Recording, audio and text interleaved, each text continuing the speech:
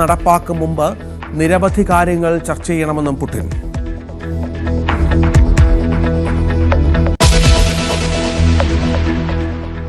നമുക്ക് വാർത്തകളുടെ വിശദാംശങ്ങളിലേക്കൊന്ന് കടക്കണം. ആദ്യം തന്നെ പോകേണ്ടത് കൊല്ലത്ത് നിന്നുള്ള ഒരു വാർത്തയിലേക്കാണ്. കൊല്ലം കുന്നിക്കോട് 13-കാരിയെ കാണാതായി എന്നുള്ളതാണ്. ആവണീശ്വരം കുളപ്പുറം കോട്ടയിൽ വീട്ടിൽ ഫാത്തിമയാണ് ഇന്നലെ ഉച്ച മുതൽ കാണാതായത്. കുന്നിക്കോട് പോലീസ് കേസെടുത്ത് അന്വേഷണം ആരംഭിച്ചിട്ടുണ്ട്. വിനീഷ് വിവരങ്ങൾ പങ്കുവെക്കുന്നുണ്ട്. വിനീഷ്, ഇന്നലെ ഉച്ച മുതൽ അല്ലേ, ഇപ്പോൾ മണിക്കൂറുകൾ ഒരുപാട് സമയം പിന്നിടുകയാണ്. ഇന്നലെ ഉച്ച മുതൽ എന്ന് പറയുമ്പോൾ ഒരുപാട് സമയം. അത് 13 വയസ്സുള്ള ഒരു പെൺകുട്ടിയാണ്. എപ്പോഴാണ് ഈ പരാതി പോലീസിലെത്തിയത്? അന്വേഷണം ഇപ്പോൾ എങ്ങനെയാണ്? രഞ്ജിത്ത്, 13-കാരിയാണ് കാണാതായിരിക്കുന്നത്. ആവണീശ്വരം സ്വദേശിനിയാണ്. കഴിഞ്ഞ ദിവസം ഉച്ചയ്ക്ക് 2 മണിയോടുകൂടിയാണ് കുട്ടി കാണാതെയായിരിക്കുന്നത്.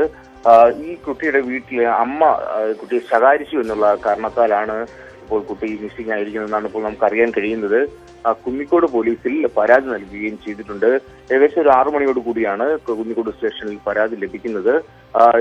ഈ കുട്ടി ഇങ്ങനെ ശകാരിച്ചു എന്നുള്ള കാരണത്താൽ ഈ കുട്ടിയെ കാണാതെയായി എന്നാണ് മാതാപിതാക്കൾ പരാതിയിൽ പറയുന്നത്. ആദ്യം കുട്ടിയുടെ ബന്ധുക്കളുടെ വീട്ടിലെല്ലാം അന്വേഷണം നടത്തിയിരുന്നു. പക്ഷേ അവിടെയൊന്നും കുട്ടി എത്തിയിട്ടില്ല എന്നാണ് അറിയാൻ കഴിയുന്നത്. അങ്ങനെ ഒരു 6 മണിയായിട്ടും കുട്ടി വീട്ടിൽ എത്താത്തതിനെ തുടർന്നാണ് സ്റ്റേഷനിലേക്ക് അവർ പരാതി നൽകിയത്. പക്ഷേ ഏകദേശം ഒരു 16 മണിക്കൂർ സമയം പിന്നിട്ടിട്ടും ഈ കുട്ടി ഇതുവരെയും കണ്ടെത്താൻ സാധിച്ചിട്ടില്ല. 13-കാരിയെയാണ് ഇപ്പോൾ മിസ്സിംഗ് കേസ് എടുത്തിരിക്കുന്നത്. കുന്നിക്കോട് പോലീസിൽ ഇതുമായി ബന്ധപ്പെട്ട്, അതായത് നമ്മുടെ ദൃശ്യങ്ങളിൽ കാണുന്ന ഈ കുട്ടിയുടെ ഫോട്ടോ തിരിച്ചറിയുന്നവർ കുട്ടിയെ കാണുകയാണെങ്കിൽ പെട്ടെന്ന് തന്നെ അടുത്തുള്ള പോലീസ് സ്റ്റേഷനിലോ അല്ലെങ്കിൽ കുന്നിക്കോട് സ്റ്റേഷനിലോ അറിയിക്കണം എന്നുള്ള അറിയിപ്പാണ് ഇപ്പോൾ രഞ്ജിത്ത് നൽകിയിരിക്കുന്നത്. എന്തായാലും കുട്ടിക്കായിട്ടുള്ള ഒരു അന്വേഷണം നടന്നു വരികയാണ്. രഞ്ജിത്ത്, ഈ വീട്ടിലെ എന്തെങ്കിലും പ്രശ്നങ്ങളാണോ, എന്തെങ്കിലും ഈ വീട്ടുകാർ പങ്കുവെക്കുന്നുണ്ടോ? പോലീസിന് നൽകിയ പരാതിയിൽ അല്ലെങ്കിൽ വിവരങ്ങളിൽ വീട്ടിലെന്തെങ്കിലും വഴക്കോ ഈ കുട്ടിയെ ശകാരിക്കുന്ന കാര്യങ്ങളോ മറ്റോ സംഭവിച്ചിരുന്നോ? മാതാപിതാക്കൾ, മുത്തശ്ശിയൊക്കെ ഉള്ള വീടാണെന്ന് മനസ്സിലാകുന്നു. മറ്റെന്തൊക്കെയാണ് ഇതിന്റെ നമുക്ക് ലഭിക്കുന്ന വിവരങ്ങൾ? അതെ, തീർച്ചയായും ഒരു പരാതിയിൽ പറയുന്നത് കുട്ടിയുടെ വീട്ടിൽ മുറ്റത്ത് വെച്ചിട്ട് കുട്ടിയുടെ അച്ഛന്റെ മാതാവ് എന്തോ വഴക്ക് പറഞ്ഞിരുന്നു എന്ന് പറയുന്നുണ്ട്. അപ്പൊ ഇതിനെ തുടർന്നാണ് കുട്ടി കാണാതെയായതെന്നാണ് ഈ ഒരു പരാതിയിൽ സൂചിപ്പിക്കുന്നത്, രഞ്ജിത്ത്. പക്ഷേ ഇങ്ങനെയൊക്കെ ഒരു കാരണത്താൽ ഒരു കുട്ടി മിസ്സിംഗ് ആവുക എന്നൊക്കെ പറയുമ്പോഴാണ് ഇപ്പോഴത്തെ പുതുതലമുറയെ കുറിച്ച് നമ്മളൊരു ആശങ്കപ്പെടുന്നത്. അപ്പോൾ എന്തായാലും പെട്ടെന്ന് തന്നെ കുട്ടി കണ്ടെത്തും എന്നുള്ള വലിയൊരു പ്രതീക്ഷയിലാണ് നാട്ടുകാരും വീട്ടുകാരും അടക്കം. കുന്നിക്കോട് പോലീസിൽ നിന്ന് അറിയാൻ കഴിയുന്നത് ഇപ്പോൾ അന്വേഷണം നടക്കുന്നു എന്നുള്ളതാണ്. ഈ ബന്ധുവീടുകളിലും ഈ കുട്ടിയുടെ സുഹൃത്തുക്കളുടെ വീടുകൾ, അവിടെയൊക്കെ അന്വേഷണമൊക്കെ പൂർത്തിയായിട്ടുണ്ടോ വിനീഷ്? അവിടെയൊന്നും കുട്ടിയില്ല എന്നുള്ളതാണോ? ഒരുപക്ഷെ ബസ് കയറിയോ ട്രെയിൻ കയറിയോ ഒക്കെ പോകാനുള്ള പരിചയമൊക്കെ കുട്ടിക്കുണ്ടോ? പഠിക്കുന്നത് എവിടെയാണ്? സമീപത്തുള്ള സ്കൂളിൽ തന്നെയാണോ? ദൂരസ്ഥലങ്ങളിലേക്കൊക്കെ പോകാനുള്ള പരിചയം വേണമല്ലോ പോകണമെങ്കിൽ. തീർച്ചയായും ഇതിപ്പോ ഒരു ഉച്ചയ്ക്ക് 2 മണിക്ക് നമ്മുടെ സംഭവമാണ് ഇത് കഴിഞ്ഞ ദിവസം ഉച്ചയ്ക്ക്. അപ്പം 6 മണിയായിട്ടും കുട്ടിയെ കാണാതെയായി എന്നുള്ളതാണ്. അപ്പൊ ഇവരുടെ ബന്ധുക്കളുടെയും അതുപോലെ കുട്ടിയെ പഠിക്കുന്ന കൂട്ടുകാരുടെ എല്ലാം ഇവർ അന്വേഷണം നടക്കുന്നുണ്ട്. അവിടെ എല്ലാം ഇവർ ചോദിച്ചു അവിടെയൊന്നും എത്തിയിട്ടില്ല എന്നുള്ളൊരു അറിയിപ്പാണ് ഇവർക്ക് ലഭിച്ചത്. അങ്ങനെയാണ് ഇവർ പോലീസിനെ സമീപിക്കുന്നതും. എന്തായാലും സമീപത്തുള്ള വീടുകളിലൊന്നും കുട്ടിയില്ല എന്നുള്ളതാണ് നമുക്കിപ്പോൾ അറിയാൻ കഴിയുന്നത്. അപ്പോൾ ഈ ഇതിപ്പോ സൂചിപ്പിച്ചതുപോലെ ട്രെയിൻ കയറി പോകാനുള്ള സാധ്യതയുണ്ടോ എന്നുള്ളതിനെ കുറിച്ചും പോലീസ് അന്വേഷിക്കുന്നുണ്ട്. ഇപ്പോൾ ഈ കുട്ടിയെ കാണാതെയായതിനെ തുടർന്ന് അത്തരത്തിലുള്ളൊരു അന്വേഷണത്തിലേക്കും പോലീസ് കടക്കുന്ന ഒരു സാഹചര്യമാണ് ഇപ്പോൾ ഉള്ളത്. ഏതായാലും 13 വയസ്സുള്ള കുട്ടിയാണ് കാണാതായിരിക്കുന്നത്. അമ്മ വഴക്ക് പറഞ്ഞതിനെ തുടർന്നാണ് ഈ കുട്ടി വീട് വിട്ടിറങ്ങിയത് എന്നാണ് മനസ്സിലാകുന്നത്. ആവണീശ്വരത്താണ്, കൊല്ലത്ത് ആവണീശ്വരത്താണ് ഈ സംഭവം ഉണ്ടായത്. ഏതായാലും പോലീസിൻ്റെ ജാഗ്രതയോടുകൂടിയുള്ള അന്വേഷണം ഇപ്പോൾ പുരോഗമിക്കുന്നുണ്ട്. കുട്ടിയെക്കുറിച്ചുള്ള വിവരങ്ങൾ എത്രയും പെട്ടെന്ന് ലഭ്യമാകും എന്ന് നമുക്ക് കരുതാം. വിനേഷാണ് വിവരങ്ങൾ പങ്കുവച്ചുകൊണ്ടിരിക്കുന്നത്. മറ്റൊരു വാർത്ത, കരുവന്നൂർ കള്ളപ്പണ ഇടപാട് കേസിൽ, കരുവന്നൂർ കേസിൽ CBIയുടെ അന്വേഷണം ഏതാണ്ട് EDയുടെ അന്വേഷണം ഏതാണ്ട് അവസാന ഘട്ടത്തിലാണ്. ഏറ്റവും ഒടുവിൽ MP കൂടിയായ K രാധാകൃഷ്ണനെ ED ചോദ്യം ചെയ്യുമെന്നുള്ള വിവരം പുറത്തു വരികയാണ്. ഈ മാസം 12-ാം തീയതി ഹാജരാകണമെന്നായിരുന്നു നോട്ടീസിൽ ആവശ്യപ്പെട്ടിരുന്നത്. എന്നാൽ സമൻസ് കൈപ്പറ്റാൻ വൈകിയതിനാൽ ഹാജരാകേണ്ട തീയതി വീണ്ടും അറിയിക്കും. ആജ്ഞ രവീന്ദ്രൻ വിവരങ്ങൾ പങ്കുവെക്കും. ആജ്ഞ, ED ജാഗ്രതയോടെ വളരെ കാര്യക്ഷമമായി അന്വേഷിക്കുന്ന ഒരു കേസാണ് കരുവന്നൂർ. നമുക്കറിയാം, ഒരുപാട് ചോദ്യം ചെയ്യലുകളും തെളിവെടുപ്പും മറ്റും പൂർത്തിയായ പശ്ചാത്തലം കൂടി ഇതിനോട് ചേർത്ത് വെക്കണം. ഏറ്റവും ഒടുവിൽ രാധാകൃഷ്ണൻ ഈ പ്രദേശത്ത് നമുക്കറിയാം കരുവന്നൂർ ബാങ്കുമായി ബന്ധപ്പെട്ട് പ്രവർത്തിച്ചിരുന്ന പൊതുപ്രവർത്തകനാണ്. അദ്ദേഹത്തിൽ എന്തൊക്കെ വിവരങ്ങളാണ് ED ശേഖരിക്കാൻ ഒരുങ്ങുന്നത്?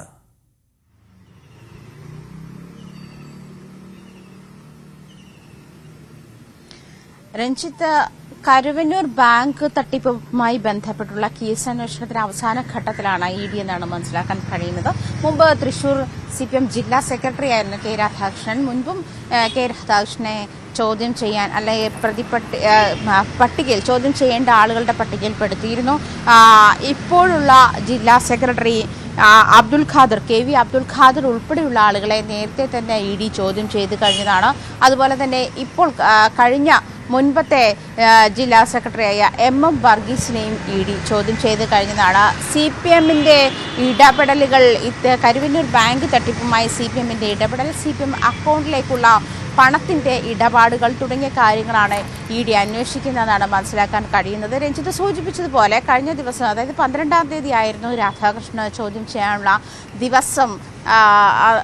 12-ാം തീയതി ഇട്ടാണ് നോട്ടീസ് നൽകിയിരുന്നത്. പക്ഷേ നോട്ടീസ് കൈപ്പറ്റിയത് ഇന്നലെയാണ്. അതുകൊണ്ട് തന്നെ അതുമായി ബന്ധപ്പെട്ട് നോട്ടീസ് കൈപ്പറ്റാൻ താമസിച്ചു എന്ന് കാട്ടി, അല്ലെങ്കിൽ താമസിച്ചതിൻ്റെ കാരണം കാട്ടി ഇ.ഡിക്ക് രാധാകൃഷ്ണൻ മറുപടി നൽകും.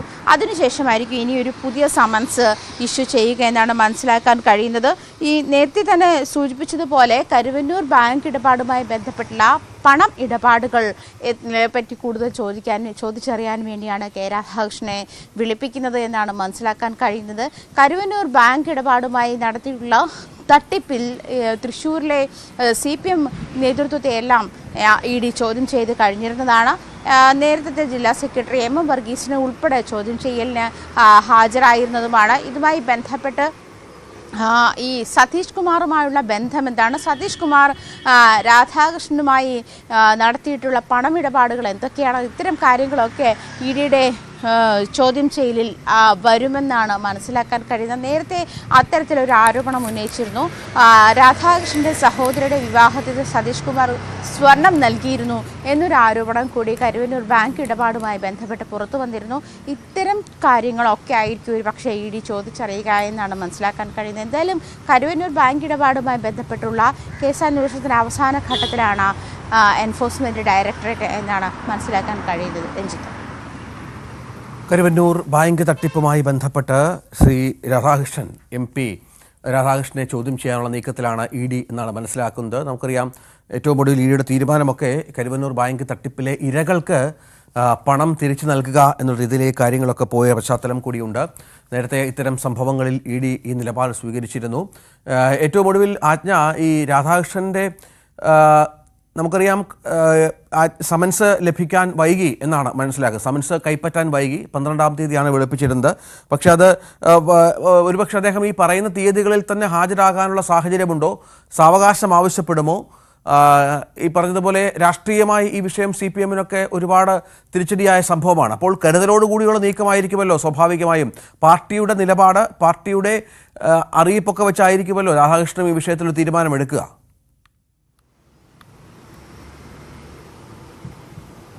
തീർച്ചയായിട്ടും രഞ്ജിത്ത്, പക്ഷേ ഇന്നലെ 12-ാം തീയതി അദ്ദേഹം പാർലമെന്റിലായിരുന്നത് കൊണ്ടാണ് സമൻസ് പറ്റാതിരുന്നത്. കഴിഞ്ഞ ദിവസം അദ്ദേഹത്തോട് സംസാരിച്ചപ്പോൾ PA ആണ് സമൻസ് കൈപ്പറ്റിയിട്ടുള്ളത്. സമൻസ് കിട്ടിയതായി PA അറിയിച്ചു എന്ന് തന്നെയാണ് അദ്ദേഹം പറഞ്ഞത്.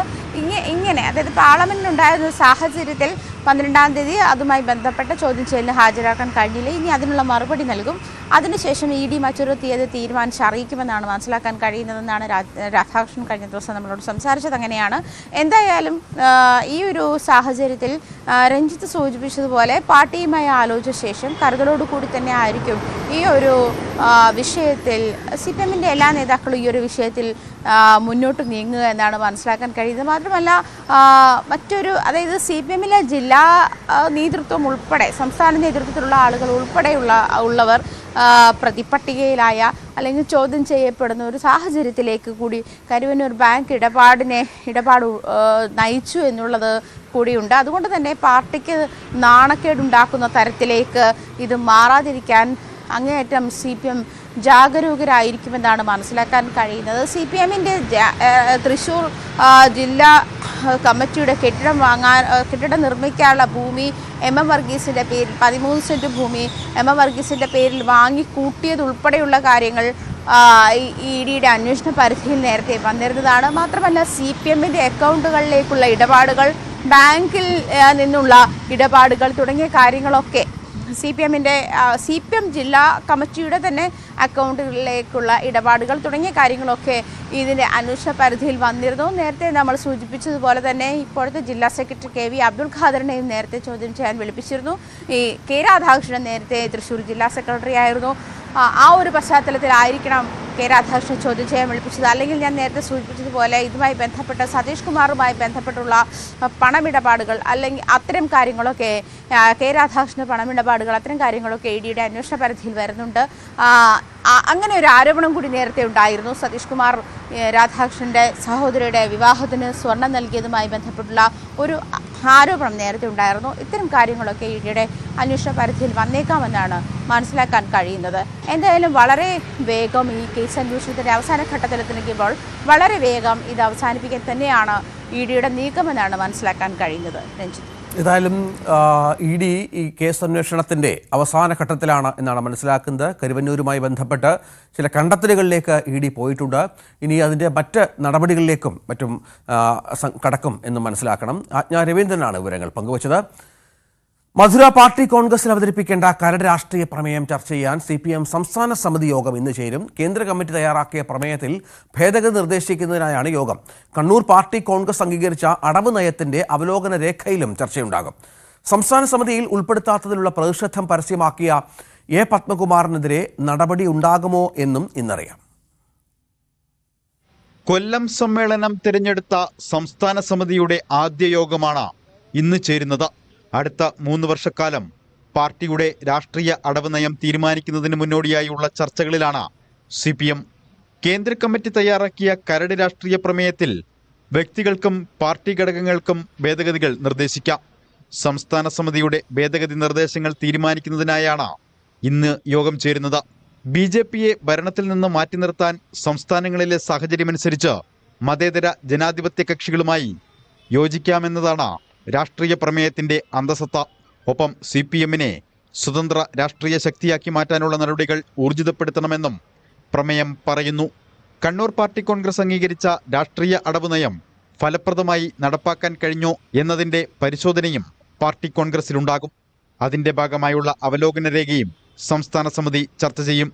സംസ്ഥാന സമിതിയിൽ തന്നെ മറികടന്ന മന്ത്രി വീണ ജോർജിനെ ക്ഷണിതാവാക്കിയതിനെതിരെ പത്തനംതിട്ടയിൽ നിന്നുള്ള മുതിർന്ന നേതാവ് പത്മകുമാർ പരസ്യപ്രതികരണം നടത്തിയിരുന്നു. ഇതിൽ പാർട്ടി എടുക്കുന്ന എന്ത് നടപടിയും സ്വീകരിക്കാൻ തയ്യാറാണെന്ന് പിന്നീട് നിലപാട് മയപ്പെടുത്തുകയും ചെയ്തു. ഇക്കാര്യവും സംസ്ഥാന സമിതിയുടെ പരിഗണനയ്ക്ക് വന്നേക്കാം. ന്യൂസ് 18 തിരുവനന്തപുരം. A. പത്മകുമാറിനെതിരെ നടപടി ഉണ്ടാകുമോ എന്നാണ് അറിയേണ്ടത്. ഇക്കാര്യം ഇന്നത്തെ കമ്മിറ്റി ചർച്ച ചെയ്യുമെന്നാണ് സൂചന. കഴിഞ്ഞ ദിവസം പത്തനംതിട്ടയിൽ ചേർന്ന ജില്ലാ കമ്മിറ്റി യോഗം പത്മകുമാറിന്റെ കാര്യം ചർച്ച ചെയ്തിരുന്നില്ല. VV വിനോദ് തിരുവനന്തപുരത്ത് നിന്ന് വിവരങ്ങൾ പങ്കുവെക്കും. വിനോദ്, പത്മകുമാർ നിലപാടെന്ന് മയപ്പെടുത്തിയിട്ടുണ്ട്. കാരണം ആദ്യഘട്ടത്തിൽ പാർട്ടിക്കെതിരെ പൊട്ടിത്തെറിച്ചുവെങ്കിലും മാധ്യമങ്ങളോട് പരസ്യമായി സംസാരിക്കാൻ തയ്യാറായി എങ്കിലും പിന്നീട് ക്ഷമ പറയുകയാണ്, തനിക്ക് തെറ്റുപറ്റിപ്പോയി എന്ന് പറയുന്ന പശ്ചാത്തലമൊക്കെ ഉണ്ടായി. അത് കണക്കിലെടുക്കുമെന്നാണോ CPMന്റെ ഒരു സംഘടനാ രീതി അനുസരിച്ച് പ്രതീക്ഷിക്കേണ്ടത്?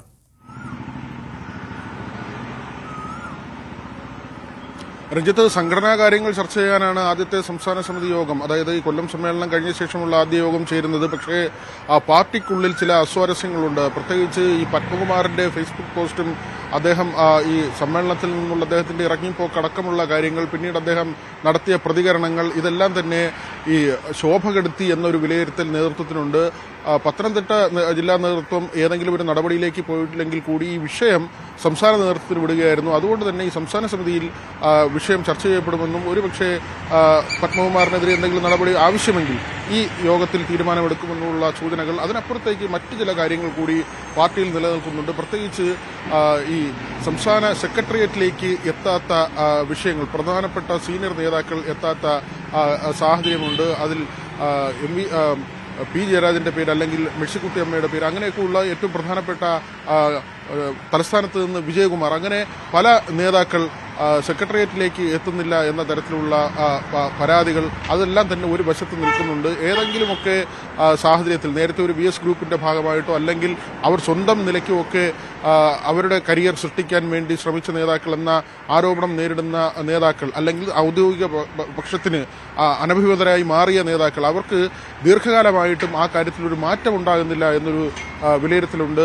കടകംപള്ളി സുരേന്ദ്രൻ ദീർഘകാലമായുള്ള നേതാവാണ്. തിരുവനന്തപുരത്ത് നിന്ന് ആരെയും പരിഗണിച്ചില്ല, സെക്രട്ടേറിയറ്റിലെ അന്വേഷണത്തിലേക്ക് ആരെയും പരിഗണിച്ചില്ല എന്ന ഒരു വികാരം നിലനിൽക്കുന്നു. മാത്രമല്ല അവിടെയാണ് മുഹമ്മദ് റിയാസിന് വളരെ പെട്ടെന്ന് ചില സ്ഥാനക്കയറ്റങ്ങളിലേക്ക് പോകുന്നു. മന്ത്രിയാകുന്നു, സംസ്ഥാന സമിതിയിൽ നിന്ന് 4 വർഷം കൊണ്ട് സംസ്ഥാന സെക്രട്ടേറിയറ്റിലേക്ക് എത്തുന്നു, മുഖ്യമന്ത്രിക്ക് ശേഷം അതിശക്തനായി പാർട്ടിയിൽ മാറുന്നു. അതിന് ഈ ബന്ധുബലം അത് പാർട്ടിയിൽ ഒരു അടക്കം പറച്ചിലായി മാറുന്നുണ്ട്. അത്തരം കാര്യങ്ങളൊക്കെ ഉണ്ട്. പക്ഷേ ഇന്നത്തെ യോഗത്തിൽ ഒരുപക്ഷെ അതൊന്നും ചർച്ചയായി വന്നില്ലെങ്കിൽ കൂടി നേതാക്കൾക്കിടയിലെ മുറുമുറുപ്പ് നിലനിൽക്കുന്നു. ജി സുധാകരന്റെ സമീപ ദിവസങ്ങളിലെ പെരുമാറ്റവും അദ്ദേഹത്തിന്റെ ചില നടപടികളും കോൺഗ്രസിന്റെ പരിപാടിയിലേക്ക് പോവുകയും കോൺഗ്രസ് സംഘടിപ്പിച്ച പരിപാടിയിലേക്ക് പോവുകയും അവിടെ അദ്ദേഹത്തിന്റെ ഒരു അനിഷ്ടം പ്രകടിപ്പിക്കുന്ന തരത്തിലുള്ള പരാമർശങ്ങൾ ഉണ്ടാവുകയും കോൺഗ്രസിന് എതിർപ്പ് അല്ലെങ്കിൽ കോൺഗ്രസ് നേതൃത്വം ഇപ്പോൾ കോൺഗ്രസിൽ തന്നെ എതിർത്ത് നിൽക്കുന്ന ശശി തരൂരിനെയൊക്കെ വിമർശിക്കുന്ന നിലയിലേക്ക് അവിടെ പോവുകയും കോൺഗ്രസിന്റെ കൈയടി വാങ്ങാൻ ജി സുധാകരൻ നടത്തുന്ന ചില നീക്കങ്ങൾ മാത്രമല്ല അത് LDF-ൽ കൂടി പ്രതിഫലിക്കുന്നു എന്നതാണ്. സി ദിവാകരനൊക്കെ ആ പരിപാടിയിൽ വരികയും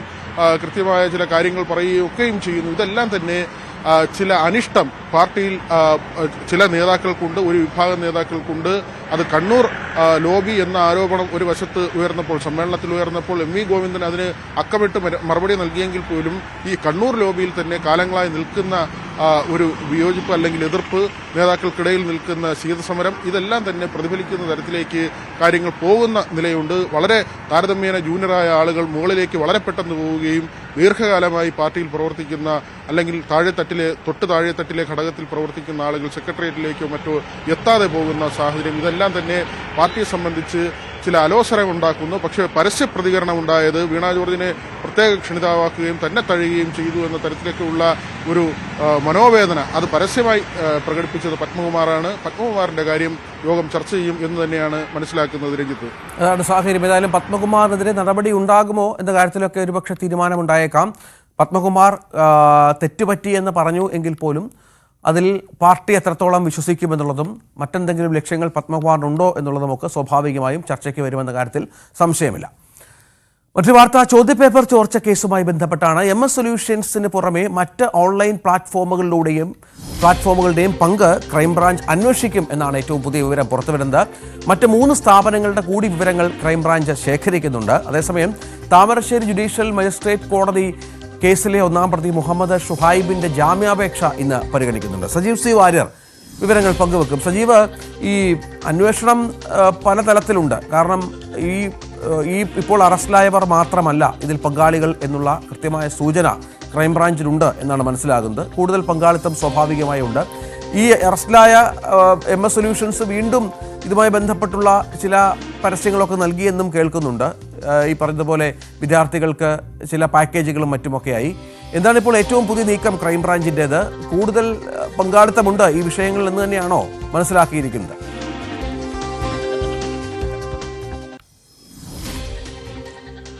രഞ്ജിത്ത്, ഈ കേസിൽ 4 പ്രതികളാണ് ഇപ്പോൾ ഉള്ളത്. 1-ാം പ്രതിയായിട്ടുള്ള MS സൊല്യൂഷൻസിന്റെ ഉടമ അല്ലെങ്കിൽ CEO മുഹമ്മദ് ഷുഹൈബ്, 2-ാം പ്രതി ഫഹദ്, 3-ാം പ്രതി ജിഷ്ണു, 4-ാം പ്രതി അബ്ദുൾ നാസർ എന്നിവരാണ് ഇപ്പോഴുള്ള പ്രതികൾ. 4-ാം പ്രതിയിൽ നിന്നാണ് ഇതിൻ്റെ ഉറവിടം എന്ന് ക്രൈംബ്രാഞ്ച് നേരത്തെ കണ്ടെത്തിയിരുന്നു. 4-ാം പ്രതിയായ അബ്ദുൾ നാസർ മലപ്പുറം മേൽമുറിയിലെ സ്കൂളിലെ പ്യൂണാണ്. അയാളാണ് ഫോട്ടോ എടുത്ത് അധ്യാപകനായ ഫഹദിന് അയച്ചു കൊടുത്തത് എന്നാണ് നൽകിയിരിക്കുന്ന മൊഴി. അതുപ്രകാരം ആണ് ചോദ്യപേപ്പർ ചോർന്നതെന്ന്. എന്നാൽ MS സൊല്യൂഷൻസിൻ്റെ CEO ആയിട്ടുള്ള മുഹമ്മദ് ഷുഹൈബ് ഇത് അംഗീകരിക്കുന്നില്ല. അവർ ചോർത്തിയിട്ടുണ്ടാവും, പക്ഷേ തന്നെ സംബന്ധിച്ച് തനിക്ക് ഇക്കാര്യത്തിൽ അറിവില്ലായിരുന്നു എന്ന വാദത്തിൽ നിൽക്കുകയാണ്. ഇയാൾ കുറ്റം സമ്മതിക്കാൻ ഷുഹൈബ് തയ്യാറായിട്ടില്ല. അതേസമയം ഈ ഷുഹൈബിൻ്റെയും ഈ പറയുന്ന 4 പേരുടെയും പങ്കിനപ്പുറം വേറെ ആരെങ്കിലും ഇത്തരത്തിലുള്ള പ്രവർത്തനത്തിൽ ഏർപ്പെട്ടിട്ടുണ്ടോ എന്ന കാര്യമാണ് ഇപ്പോൾ ക്രൈംബ്രാഞ്ച് അന്വേഷിക്കുന്നത്. അതുപ്രകാരം മറ്റ് സ്ഥാപനങ്ങളുടെ കൂടി, മറ്റ് ചില ഓൺലൈൻ പ്ലാറ്റ്ഫോമുകളുടെ കൂടി പങ്ക് ഇക്കാര്യത്തിലുണ്ടോ എന്നുള്ള അന്വേഷിക്കുന്നുണ്ട്. ഇത്തരത്തിൽ പ്രവർത്തിക്കുന്ന ഒരു സംഘമായി പ്രവർത്തിക്കുന്ന ആരെങ്കിലും ഉണ്ടോ എന്ന കാര്യവും ക്രൈംബ്രാഞ്ച് അന്വേഷിച്ചു വരികയാണ്. അതിനിടെയാണ് ഷുഹൈബ് തൻ്റെ നിരപരാധിത്വം പറഞ്ഞുകൊണ്ട് ജാമ്യാപേക്ഷ നൽകിയിരിക്കുന്നത്. ആ ജാമ്യാപേക്ഷയിൽ താമരശ്ശേരി കോടതി തള്ളിക്കഴിഞ്ഞാൽ ഹൈക്കോടതിയിലേക്ക് പോകാനാണ് ഷുഹൈബിൻ്റെ നീക്കം. രഞ്ജിത്ത്, അതാണ് സാഹചര്യം. ഏതായാലും ഈ വിഷയത്തിൽ കൂടുതൽ അന്വേഷണത്തിലേക്ക് ക്രൈംബ്രാഞ്ച് കടക്കുന്നു എന്നുള്ളത് തന്നെയാണ് ഏറ്റവും പ്രധാനപ്പെട്ട വിവരം. അതിൻ്റെ വിശദാംശങ്ങളാണ് സജീവ് C. വാര്യർ പങ്കുവച്ചത്. വയനാട് പുനരധിവാസവുമായി ബന്ധപ്പെട്ട് വലിയ ആശയക്കുഴപ്പം ഇപ്പോൾ നിലനിൽക്കുന്നുവെന്ന് തന്നെയാണ് നമുക്ക് ലഭ്യമാകുന്ന വിവരം. കഴിഞ്ഞ ദിവസമൊക്കെ ഈ സമ്മതപത്രം മുണ്ടക്കൈ ചൂരൽമല പുനരധിവാസത്തിൽ സമ്മതപത്രം ഒപ്പിട്ട് നൽകുന്നതുമായി ബന്ധപ്പെട്ട് ചില പിറകോട്ടുപോക്ക് ഉണ്ടായിരുന്നു എന്ന് മനസ്സിലാക്കണം. ഇത് പരിഹരിക്കാനുള്ള ശ്രമത്തിലാണ് സർക്കാർ. ഇന്നലെ മന്ത്രി നേരിട്ട് അവിടെ എത്തി ഈ ഇത്തരത്തിലുള്ള ചർച്ചകൾ നടത്തിയെന്നാണ് മനസ്സിലാക്കേണ്ടത്. സമ്മതപത്രം ഒപ്പിട്ടുവെന്ന് കരുതി ഭാവിയിൽ എന്തെങ്കിലും അധികമായി നൽകാൻ തീരുമാനിച്ചാൽ കിട്ടാതിരിക്കില്ലെന്നാണ് മുണ്ടക്കൈ ചൂരൽമല ദുരിതബാധിതർക്ക് സർക്കാരിൻ്റെ ഉറപ്പ്. എല്ലാവർക്കും തുല്യമായിട്ട് മാത്രമേ സഹായം വിതരണം ചെയ്യൂ. വയനാട് ദുരന്തബാധിതർക്ക് വേണ്ടി സ്മാർട്ട് കാർഡ് പുറത്തിറക്കിയെന്ന് റവന്യൂ മന്ത്രി കെ രാജൻ വ്യക്തമാക്കിയിരുന്നു. ഇതിലൂടെ ദുരന്തബാധിതർക്ക് സഹായങ്ങൾ വിതരണം ചെയ്യാൻ സൗകര്യമൊരുക്കും. ഏപ്രിൽ മുതൽ 6 മാസത്തേക്ക് സാധനങ്ങൾ വാങ്ങാൻ 1000 രൂപയുടെ കൂപ്പൺ നൽകുമെന്നും മന്ത്രി അറിയിച്ചിട്ടുണ്ട്. CBI അനുമോദ് ഏറ്റവും പുതിയ വിവരങ്ങൾ പങ്കുചേരും. അനുമോദ്, ഇവിടെ പ്രശ്നം എന്ന് പറയുന്നത് സർക്കാരിനെ ഈ ദുരന്തബാധിതർക്ക് വിശ്വാസമില്ല. കാരണം അവരുടെ പല വ്യവസ്ഥകളും ഇവരോട് ചേർന്ന് നിൽക്കുന്നതല്ല. ഓരോ സമയത്തും ഓരോ മാറ്റങ്ങൾ സംഭവിക്കുന്നുണ്ട്. ഇപ്പോൾ വസ്തുവിൻ്റെ അളവുമായി ബന്ധപ്പെട്ടും തുകയുമായി ബന്ധപ്പെട്ടും ഇതുവരെ ലഭിക്കാനുള്ള പണവുമായി ബന്ധപ്പെട്ടും മാസം കൊടുക്കുമെന്ന് പറഞ്ഞ പണവുമായി ബന്ധപ്പെട്ടൊക്കെ ഒരുപാട് പ്രശ്നങ്ങളുണ്ട്. ഇതൊക്കെ പരിഹരിക്കുക എന്ന പ്രാഥമികമായ വലിയ ഉത്തരവാദിത്വം സർക്കാരിനുണ്ട്. അത് സംഭവിക്കുന്നില്ല എന്നാണോ ഇപ്പോൾ മന്ത്രി നൽകുന്ന പുതിയ ഉറപ്പ്? എന്താണ്?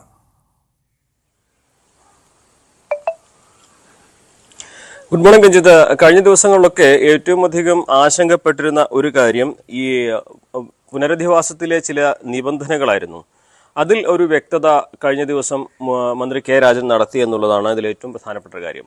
അതായത് ദുരന്തബാധിതർ സർക്കാരിൻ്റെ പദ്ധതിയുടെ ഭാഗമാകുമ്പോൾ അവരുടെ ഉടമസ്ഥതയിലുള്ള ഭൂമി സർക്കാരിന് വിട്ടുകൊടുക്കേണ്ടതായിട്ടുണ്ട് എന്ന തരത്തിലുള്ള വ്യവസ്ഥയുണ്ടായിരുന്നു.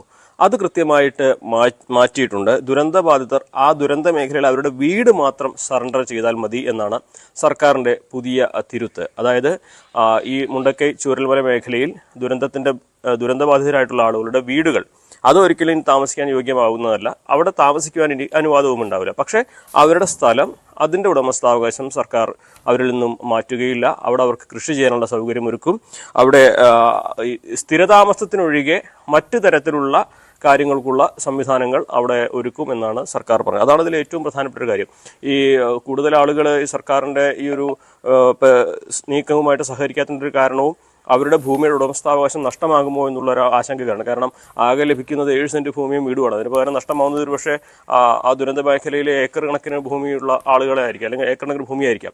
അപ്പോൾ സ്വാഭാവികമായിട്ടും ആ തരത്തിലുള്ളൊരു ആശങ്ക പൂർണ്ണമായിട്ടും പരിഹരിക്കുവാൻ മന്ത്രിയുടെ ഇടപെടൽ കൊണ്ട് സാധിച്ചിട്ടുണ്ട്. ദുരന്ത മേഖലയിലെ വീടുകളുടെ ഉടമസ്ഥാവകാശം മാത്രമാണ് സറണ്ടർ ചെയ്യേണ്ടതുള്ളത്. മറ്റ് ഭൂമിക്ക് അത്തരത്തിലുള്ള നിബന്ധനകൾ ബാധകമല്ല എന്ന് വ്യക്തമാക്കിയിട്ടുണ്ട്. അതുപോലെ തന്നെ നിലവിൽ എല്ലാവർക്കും ഒരുപോലെ എന്ന തരത്തിലാണ് കാര്യങ്ങൾ ആലോചിക്കുന്നത്. അതുകൊണ്ടാണ് 7 സെന്റ് എന്ന തരത്തിലേക്ക് ആദ്യഘട്ടത്തിലുള്ള ചർച്ചകൾ എത്തിയിരിക്കുന്നത്. ഇനി കുറെ കൂടി വ്യക്തത ഈ കാര്യങ്ങൾ വരികയാണെങ്കിൽ കൂടുതൽ സ്ഥലം കൊടുക്കുന്നതിനെക്കുറിച്ചും മറ്റു കാര്യങ്ങളെക്കുറിച്ചും ഒക്കെ സർക്കാർ തുറന്ന നിലപാടുമാണ് സ്വീകരിച്ചിട്ടുള്ളത്. അത് സംബന്ധിച്ച് ആശങ്കപ്പെടേണ്ട എന്നും മന്ത്രി പറയുന്നുണ്ട്. ഇത്രയും വലിയ ഒരു പുനരധിവാസം അത് സർക്കാരിനെ സംബന്ധിച്ച് വലിയ വെല്ലുവിളിയാണ്. അപ്പോൾ അതിൻ്റെ ഓരോ ഘട്ടങ്ങളായിട്ട് മാത്രമേ അതിലേക്ക് എത്താൻ കഴിയുകയുള്ളൂ. അപ്പോൾ നിലവിലെ സാഹചര്യത്തിൽ സാധ്യമായതെല്ലാം നൽകുന്നുണ്ട്. അതേപോലെ തന്നെ നേരത്തെ ഉണ്ടായിരുന്ന ചികിത്സാ സഹായം ലഭിക്കാത്തതിനും അതേപോലെ തന്നെ ദിവസത്തിൽ സർക്കാർ പ്രതിദിനം നൽകിയിരുന്ന പണം ലഭിക്കാത്തതിൻ്റെയൊക്കെ പ്രശ്നങ്ങളുണ്ട്. അപ്പോൾ അതിനെല്ലാം ആവശ്യമായ നടപടികൾ സ്വീകരിച്ചിട്ടുണ്ട്. അവർക്ക് വേണ്ട സംവിധാനങ്ങൾ കാർഡ് വഴി ലഭ്യമാക്കാനുള്ള നടപടി സ്വീകരിച്ചിട്ടുണ്ട്. അതുപോലെ തന്നെ ഡെത്ത് സർട്ടിഫിക്കറ്റ് കിട്ടാത്തതിൻ്റെ പ്രശ്നങ്ങളുണ്ടായിരുന്നു. അത് പഞ്ചായത്തുകളിൽ നിന്ന് ലഭിക്കാനുള്ള സംവിധാനങ്ങളും നടപടികളും സ്വീകരിച്ചിട്ടുണ്ട്. തുടങ്ങി എല്ലാ അർത്ഥത്തിലും സർക്കാർ ഈ ഒരു ദുരന്തബാധിത മേഖലയിലെ ജനങ്ങൾക്കൊപ്പമാണ് എന്ന് ആവർത്തിക്കുന്ന നിലപാടാണ് മന്ത്രി കെ രാജൻ ഇന്നലെ അവലോകന യോഗത്തിന് ശേഷം വാർത്താ സമ്മേളനത്തിൽ വ്യക്തമാക്കിയത്. CBI അനുമോദാണ് വിവരങ്ങൾ പങ്കുവച്ചത്. ഏതായാലും വയനാട് ദുരന്തബാധിതരുമായി ബന്ധപ്പെട്ട് ചില ആശയക്കുഴപ്പങ്ങൾ ഇപ്പോൾ നിലനിൽക്കുന്നു. അത് പരിഹരിക്കാനുള്ള ശ്രമത്തിലാണ് സർക്കാർ എന്നാണ് മനസ്സിലാക്കേണ്ടത്.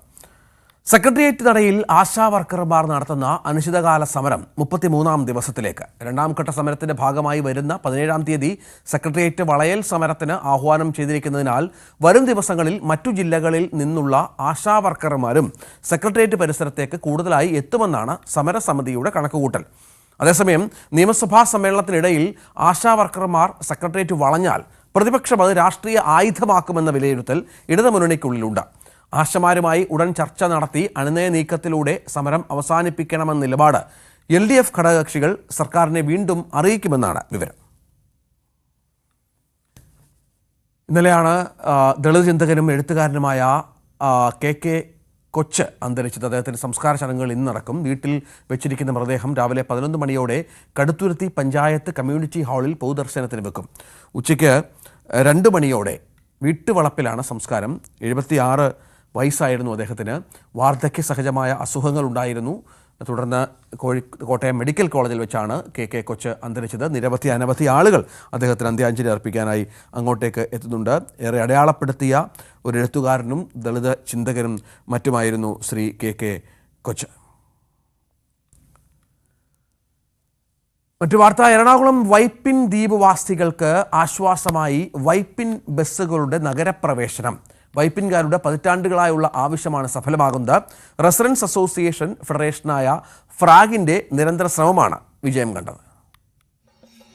വൈപ്പിൻ ദ്വീപിൽ നിന്നുള്ള ബസ്സുകളുടെ നഗരപ്രവേശനത്തിനായി പതിറ്റാണ്ടുകളായി കാത്തിരുന്ന യാത്രക്കാരുടെ ആവശ്യമാണ് സഫലമാകുന്നത്.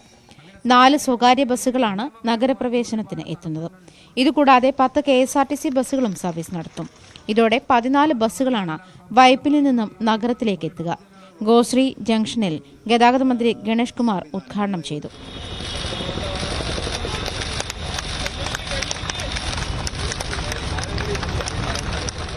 എല്ലാവരുടെയും അനുവാദത്തോടെ, ഇവിടെ സംഘടന വന്നിരിക്കുന്ന എല്ലാ വ്യക്തിത്വങ്ങളുടെയും അനുവാദത്തോടെയും അനുഗ്രഹത്തോടെയും പ്രാർത്ഥനകളോടെയും ഈ ഒരു സംവിധാനം, പുതുതായി ഒരുക്കുന്ന ഈ ആധുനികമായ നമ്മളുടെ സ്വപ്നമായ ഈ സംവിധാനം എറണാകുളത്തേക്ക് പോവുക, ടൗണിലേക്ക് പോവുക, ഓഫീസുകളിലേക്ക് പോവുക, ഇതെല്ലാം യാഥാർത്ഥ്യമാകട്ടെ എന്ന ആഗ്രഹത്തോടെ ഈ പദ്ധതി ഉദ്ഘാടനം ചെയ്തതായി അറിയിക്കുന്നു. നന്ദി, നമസ്കാരം. KN ഉണ്ണികൃഷ്ണൻ MLAയുടെ നേതൃത്വത്തിൽ റെസിഡൻസ് അസോസിയേഷൻ ഫെഡറേഷനായ ഫ്രാഗ് നടത്തിയ ശ്രമങ്ങളുടെ ഫലമായാണ് സർവീസുകൾ തുടങ്ങിയത്. സിനിമാ പ്രവർത്തകരായ അന്നാബെൻ, ബെന്നി P നായരമ്പലം, പൗളി വത്സൻ, മജീദ് എടനക്കാട് തുടങ്ങിയവരും ചടങ്ങിൽ പങ്കെടുത്തു. ഞാൻ പേഴ്സണലി കോളേജിലൊക്കെ പഠിക്കുമ്പം ഇതുപോലെ 2 ബസ്സൊക്കെ കയറിയിട്ടാണ് പോയിട്ടുള്ളത്. അപ്പൊ ഇത് ഇങ്ങനെ ആയതിൽ എനിക്ക് ഭയങ്കര അധികം സന്തോഷമുണ്ട്. ഒറ്റ ബസ്സിൽ തന്നെ ലക്ഷ്യസ്ഥാനത്തേക്ക് എത്തുക എന്നുള്ള ഒരു സ്വപ്നം പൂവണിഞ്ഞിരിക്കുകയാണ്. അതിൽ വളരെ സന്തോഷം. എന്തായാലും നമ്മൾ നേടിയെടുക്കുമെന്ന് ഉറപ്പായിരുന്നു. കാരണം ഞങ്ങള് വൈപ്പിങ്ങരക്കാർ അത്ര മോശക്കാരല്ല. എന്ത് കാര്യവും ഞങ്ങൾ സമരത്തിലൂടെ നേടിയെടുക്കുന്ന ആളുകളാണ്. വളരെ സന്തോഷമുള്ളൊരു നിമിഷമാണ് ഏതായാലും ഇങ്ങനൊരു സഫലമായതിൽ. കഴിഞ്ഞ ഫെബ്രുവരി 5 ഗതാഗത മന്ത്രി വിളിച്ചു ചേർത്ത യോഗത്തിലാണ് KSRTC ബസ്സുകൾക്ക് നഗരത്തിൽ പ്രവേശിക്കാൻ പെർമിറ്റ് നൽകിയത്. 2004 ജൂൺ 5 ഗോശ്രീ പാലങ്ങൾ ഗതാഗതത്തിനായി തുറന്നുകൊടുത്തത്. വൈപ്പിൻ ദ്വീപുകാരുടെ അന്നു മുതലുള്ള ആവശ്യമായിരുന്നു സ്വകാര്യ ബസ്സുകളുടെ നഗരപ്രവേശം. നോർത്ത് പറവൂരിൽ നിന്ന് നഗരത്തിന്റെ വിവിധ പ്രദേശങ്ങളിലേക്ക് പെർമിറ്റ് നൽകിയിട്ടുണ്ട്. Kakkanad, Kalamassery medical college, fort Kochi, Vyttila, Pachalam, Lourdes ആശുപത്രി എന്നിവിടങ്ങളിലേക്കാണ് സർവീസ്. ന്യൂസ് 18 കൊച്ചി. കല്ലടയാറ്റിൽ മുങ്ങിത്താഴ്ന്ന യുവതിയെ അതിസാഹസികമായി രക്ഷപ്പെടുത്തിയ സുരേഷാണ് ഇപ്പോൾ നാട്ടിലെ താരം. ഓടനാവട്ടം സ്വദേശിയായ യുവതിയെയാണ് സുരേഷ് നിലയില്ല കയത്തിൽ നിന്നും രക്ഷിച്ചത്. സ്വയരക്ഷ പോലും നോക്കാതെ കുത്തിയൊഴുകുന്ന കല്ലടയാറ്റിലേക്ക് ഒരു കൈയിൽ കയറുമായി സുരേഷ് നീന്തിയെത്തിയപ്പോൾ രക്ഷാപ്രവർത്തനം മാത്രമായിരുന്നില്ല ലക്ഷ്യം. യുവതി ഇപ്പോൾ ആശുപത്രിയിൽ ചികിത്സയിലാണ്. കൊട്ടാരക്കരയിൽ നിന്നും S വിനീഷിന്റെ റിപ്പോർട്ട് കാണാം. എല്ലാവരും നീന്തൽ പഠിക്കണം എന്നുള്ളതിൻ്റെ ഉത്തമ ഉദാഹരണമാണ് ഇവിടെ നടന്ന ഒരു സംഭവം. നമ്മളുള്ളത് കൊല്ലം ജില്ലയിലെ ഞാങ്കടവിലാണ്. കഴിഞ്ഞ ദിവസമായിരുന്നു ഈ ഞാങ്കടവിൽ കല്ലടയാറ്റിൽ ഒരു യുവതി കാൽവഴുതി വീണത്. യുവതിയെ അതിസാഹസികമായി രക്ഷപ്പെടുത്തിയ ആളാണ് നമ്മളോടൊപ്പം ചേരുന്നത്. പ്രദേശവാസിയാണ്. നമുക്ക് ചോദിച്ചറിയാം എന്തായിരുന്നു സംഭവിച്ചത്. ചേട്ടാ, ശരിക്കും എന്തായിരുന്നു സംഭവിച്ചത്? രാവിലെ ഒരു 7 മണിയോളം സമയമായി. അപ്പോൾ ഈ പെൺകുട്ടി ഒരു വണ്ടിയിൽ 2 വീലറിൽ അവിടെ വന്ന് പാലത്തിൻ്റെ നടുക്ക് വന്നിട്ട്, ഞാൻ അന്നേരം കാണുന്നില്ല, ഞാൻ ഉറങ്ങിക്കിടക്കുമായിരുന്നു. അപ്പം ആറ്റിച്ചാടി എന്നാണ് അന്നേരം ഞാൻ അറിയുന്നത്. അപ്പോൾ അറിയുന്നത് എൻ്റെ ഭാര്യയാണ് എന്നെ വിളിച്ച് പറഞ്ഞത്. അപ്പോൾ ആ സമയത്ത് പാലത്തുകൂടെ വഴിയാത്രക്കാരുണ്ടായിരുന്നു. അവരവിടെ കിടന്ന് ബഹളം ഉണ്ടാക്കി. അപ്പം വഴിയെ വന്ന ഈ പ്രദേശക്കാരായ ഒരു പയ്യൻ, വിഷ്ണുലാൽ എന്നാണ് പേര്, അദ്ദേഹം ശാസ്താംകോട്ട ഗവൺമെൻറ് ഹോസ്പിറ്റലിൽ അദ്ദേഹത്തിൻ്റെ ഭാര്യ അവിടെ വർക്ക് ചെയ്യുകയാണ്. അപ്പോൾ അവരെ കൊണ്ടാക്കാനായിട്ട് വന്നതാണ്. അപ്പോൾ പുള്ളിയെ തടഞ്ഞു നിർത്തി ഇവിടെ ആരോ ചാടിയെന്ന് പറഞ്ഞു. പുള്ളി പാലത്തിൽ നിന്നുകൊണ്ട് നോക്കുമ്പോൾ ഒരു പെൺകുട്ടി മുങ്ങിത്താഴുന്നതാണ് കാണുന്നത്. അപ്പോൾ പുള്ളി പെട്ടെന്ന് തന്നെ ഭാര്യയെ പാലത്തിൻ്റെ നടുക്ക് ഇറക്കി നിർത്തിയിട്ട് വണ്ടിയുമായിട്ട് തിരിച്ച് ഈ താഴെപ്പുറത്ത്, പാലത്തിന് താഴെപ്പുറത്ത് ഐബ്രകാല സൈഡിൽ വന്നിട്ട് വണ്ടി അവിടെ വെച്ചിട്ട് പുള്ളി ചെരുപ്പൊക്കെ ഊരിയിട്ട് പിന്നെ മുന്നും പിന്നും നോക്കിയില്ല. പുള്ളി വരാൻ പോകുന്ന ആപത്തിനെ കുറിച്ചൊന്നും ശ്രദ്ധിക്കാതെ പുള്ളിയെടുത്ത് ആറ്റിച്ചാടുകയാണ് ചെയ്തത്. ആറ്റിച്ചാടി നീന്തി ഈ പെൺകുട്ടിയെ പിടിച്ച് കരക്കി കയറ്റാൻ പരിശ്രമിച്ചെങ്കിലും നടന്നില്ല. കാരണം പുള്ളിയുടെ ദേഹത്ത് പാൻസും ഷർട്ടും ഒക്കെ ഉണ്ടായിരുന്നു. അതുകൊണ്ട് തന്നെ നീന്താൻ ഭയങ്കര പ്രയാസമാണ് നനഞ്ഞു കഴിയുമ്പം. പിന്നെ ഈ പെൺകുട്ടി ഇദ്ദേഹത്തെ കയറി പിടിക്കാൻ ശ്രമിച്ചു. അപ്പോൾ അങ്ങനെ പിടിക്കാൻ ശ്രമിച്ചാൽ ഈ വെള്ളത്തിൽ നമുക്ക് താന്നു പോകും. ഈ പെൺകുട്ടിയോടൊപ്പം രക്ഷപ്പെടുത്താൻ ചെല്ലുന്ന ആളും അതൊരു വലിയൊരു അപകടത്തിലേക്ക് വഴി എത്തിയാണ്. എന്തായാലും പുള്ളി പരിശ്രമിച്ചിട്ട് നടക്കാഞ്ഞിട്ട് പിന്നെ ക്ഷീണിച്ച അവശനായി തിരിച്ച് നീന്തി കരയ്ക്ക് കയറി. അപ്പോൾ അപ്പോഴത്തേക്ക് ഇവിടുത്തെ ബഹളമൊക്കെ കേട്ട് എൻ്റെ ഭാര്യ എന്നെ വിളിച്ചുണർത്തി, ഇവിടെ ആരും അറ്റിച്ചാടി എന്ന് പറഞ്ഞു. അങ്ങനെ ഞാൻ ഓടി വന്നു. അപ്പം ഈ പെൺകുട്ടി അപ്പോഴത്തേക്ക് അവിടെ നിന്ന് ഏതാണ്ട് ഒരു ഈ ചാടിയ ഭാഗത്തുനിന്ന് ഒരു 150-75 മീറ്ററോളം താഴോട്ട് മാറിക്കഴിഞ്ഞിരുന്നു. ഞാൻ പെട്ടെന്ന് ഭാര്യയോട് കയറെടുത്തുകൊണ്ട് വരാൻ പറഞ്ഞു. അവർ കയറെടുത്തുകൊണ്ട് വന്നു. ഞാൻ ആ കയറുമായിട്ട് എനിക്കൊരു പേടിയുണ്ടായിരുന്നു. കാരണം ഈ പെൺകുട്ടി നമ്മളെയും കയറി പിടിച്ചാലോ എന്നുള്ളൊരു ഭയം. ഇപ്പം രണ്ടെന്ന് പറഞ്ഞാൽ നമ്മുടെ പ്രായം, പിന്നെ നല്ല ഉറക്കത്തിൽ നിന്നാണ് ഞാൻ എണ്ണിച്ച് വന്നത്. മറ്റൊരു കാര്യം എന്ന് പറഞ്ഞാൽ 10-20 വർഷമായിട്ട് ഞാൻ ആറ്റിൽ ഇറങ്ങാറില്ലായിരുന്നു. നല്ലപോലെ നീന്തും പരിചയവും ഇതിൻ്റെ ഒട്ടുമിക്ക കാര്യങ്ങളിലൊക്കെ മുങ്ങി ശീലമുള്ള ഒരാളാണ്. എങ്കിൽ പോലും നമ്മൾ വർഷങ്ങളായിട്ട് വെള്ളത്തിലിറങ്ങാത്തതുകൊണ്ട് നമുക്കൊരു പ്രാക്ടീസ് കുറവുണ്ട് എന്നുള്ളൊരു തോന്നലും പേടിയൊക്കെ ഉണ്ടായിരുന്നു. എങ്കിലും പിന്നെ ഞാൻ ഒന്നും നോക്കിയില്ല. കയറുമായിട്ട് ഞാൻ എടുത്ത് വെള്ളത്തിൽ ചാടി അങ്ങ് അടുത്ത് ചെന്നിട്ട് അപ്പോഴത്തേക്ക് അതിൻ്റെ മരണത്തെ മുഖാമുഖം കണ്ട് താന്നു പോകുന്ന അവസാന നിമിഷത്തിൽ എത്തിക്കഴിഞ്ഞിരുന്നു. ഞാൻ പെട്ടെന്ന് പിന്നെ കയർ അതിൻ്റെ കയ്യിലോട്ട് എറിഞ്ഞു പിടിപ്പിച്ചു. അടുത്ത് ചെന്നിട്ട് കയ്യിലോട്ട് ഞാൻ കൈ നീട്ടി കൊടുത്തില്ല, അല്ലാതെ എറിഞ്ഞു കൊടുക്കുകയാണ്. എറിഞ്ഞു കൊടുത്തപ്പോൾ അത് ആ വെപ്രാളത്തിനെ കയറി മുറുക്കി പിടിച്ചെന്ന് തോന്നിയപ്പോൾ ഞാൻ പുറകോട്ട് വലിച്ചുകൊണ്ട് നീന്തി. അപ്പോഴത്തേക്ക് ആൾക്കാരെല്ലാം കൂടി പിന്നെ ഈ നീന്തി രക്ഷപ്പെടാൻ ശ്രമിച്ച വിഷ്ണുലാലും ഇവിടെ കയറിൻ്റെ അറ്റത്ത് പിടിച്ചു. അവിടെ നിന്നവരും കൂടെ പിടിച്ച് കരയ്ക്ക് അടുപ്പിച്ചു. അപ്പോഴത്തേക്ക് ഞങ്ങളുടെ വാർഡ് മെമ്പർ, തെക്കഞ്ചേരിയിലെ വാർഡ് മെമ്പർ സന്തോഷ് കുമാർ, ഞങ്ങളുടെ വാർഡിലെ രതീഷ് കുമാർ, അവരെല്ലാവരും എത്തി. അപ്പോൾ അവർ ഇവിടെ തന്നെ ഒരു പാലിയേറ്റീവ് കെയർ സെൻ്ററിൽ ആംബുലൻസ് ഉണ്ട്, തണൽ എന്ന് പറഞ്ഞുകൊണ്ട്. ആ ആംബുലൻസ് ഈ ഞങ്ങളുടെ വാർഡ് മെമ്പർ തന്നെ, ഡ്രൈവറില്ലായിരുന്നു, അദ്ദേഹം നേരിട്ട് വണ്ടി എടുത്തുകൊണ്ട് വന്ന് സ്ത്രീയെ വണ്ടിക്കകത്ത് കയറ്റി പുത്തൂർ MGM ഹോസ്പിറ്റലിൽ കൊണ്ടെത്തിക്കുകയാണ്. ഞങ്ങളുടെ പ്രദേശവാസികളെല്ലാം ആറ്റുതീരത്ത് താമസിക്കുന്നവരിൽ ചെറുപ്പക്കാരെല്ലാം ഒരുവിധം നല്ലപോലെ നീന്തുന്നവരും ആറുമായിട്ട് ബന്ധപ്പെട്ട് നല്ല താഴ്ചയും മുങ്ങുന്നവരും ഒക്കെയാണ്. പണ്ട് അങ്ങനെ ഒരു നീന്തൽ അന്ന് അറിയാമായിരുന്നു. ഇപ്പോഴുള്ളവർക്ക് അറിയത്തില്ല. പഴയ ആൾക്കാർക്കെല്ലാം നല്ലപോലെ നീന്തൽ അറിയാവുന്നവരായിരുന്നു. മാത്രമല്ല ആറുകൊണ്ട് പല രീതിയിൽ ജീവിക്കുന്നവരുമായിരുന്നു ഈ പ്രദേശവാസികൾ. ഇന്ന് ഈ ആറ്റിലെ വെള്ളപ്പൊക്കത്തിൽ തടി വരും, അത് തടി പിടിക്കാൻ പോകും. വെള്ളത്തിൽ തന്നെ അടിഞ്ഞു കൂടുന്ന തടി ഞങ്ങൾ പിന്നെ ഇളക്കിക്കൊണ്ട് വരാറുണ്ട്. മുങ്ങി അടുക്കി എന്നിട്ട് ഇളക്കിക്കൊണ്ട് വരാറുണ്ട്. അങ്ങനെയൊക്കെ ഞങ്ങൾ പല കാര്യങ്ങളൊക്കെ പണ്ടത്തെ കാലത്ത് ചെയ്തുകൊണ്ടിരുന്നവരാണ്. അതുകൊണ്ട് അതിനെക്കുറിച്ച് നമുക്കൊരു ആവലാതി. പിന്നെ നമ്മളിങ്ങനെ ഒരു പ്രാക്ടീസ് ഇല്ലാത്തതുകൊണ്ട് 10-20 വർഷത്തെ ആയിട്ട് പ്രാക്ടീസ് ഇല്ലാത്തതിൻ്റെ ഒരു അങ്കലായ്പ എൻ്റെ മനസ്സിലുണ്ടായിരുന്നു. എങ്കിലും ഞാനതൊക്കെ അവഗണിച്ചുകൊണ്ടെടുത്ത് ചാടുകയാണ് ചെയ്തത്. സുരേഷ് കുമാറിൻ്റെ സമയോചിതമായ ഇടപെടലാണ് ഒരു ജീവൻ രക്ഷിക്കാൻ സാധിച്ചത്. S Vineesh, news 18, Kottarakkara. Venjaramoodu central bank ജീവനക്കാരനിൽ നിന്ന് വായ്പ തിരിച്ചടയ്ക്കാൻ നിരന്തരമായി സമ്മർദ്ദം നേരിട്ടിരുന്നതായി കൂട്ടക്കൊലക്കേസ് പ്രതി അഫാന്റെ മാതാവ് ഷെമി. ആശുപത്രിയിൽ നിന്ന് ഡിസ്ചാർജ് ആയ ശേഷം ഭർത്താവ് അബ്ദുൾ റഹീമിനോടാണ് ഷെമി ഇക്കാര്യം പങ്കുവച്ചത്. പേരമലയിലെ വീട്ടിൽ ഇനി താമസിക്കാനില്ലെന്നും അഫാന്റെ മാതാവ് ബന്ധുക്കളെ അറിയിച്ചു. ജീവിതത്തിനും മരണത്തിനുമിടയിൽ കഴിച്ചുകൂട്ടിയ 17 ദിവസത്തിന് ശേഷമാണ് വെഞ്ഞാറമൂട് സംഭവത്തിൽ ജീവനോടെ അവശേഷിച്ച ഇര ഷെമി ആശുപത്രി വിട്ടത്.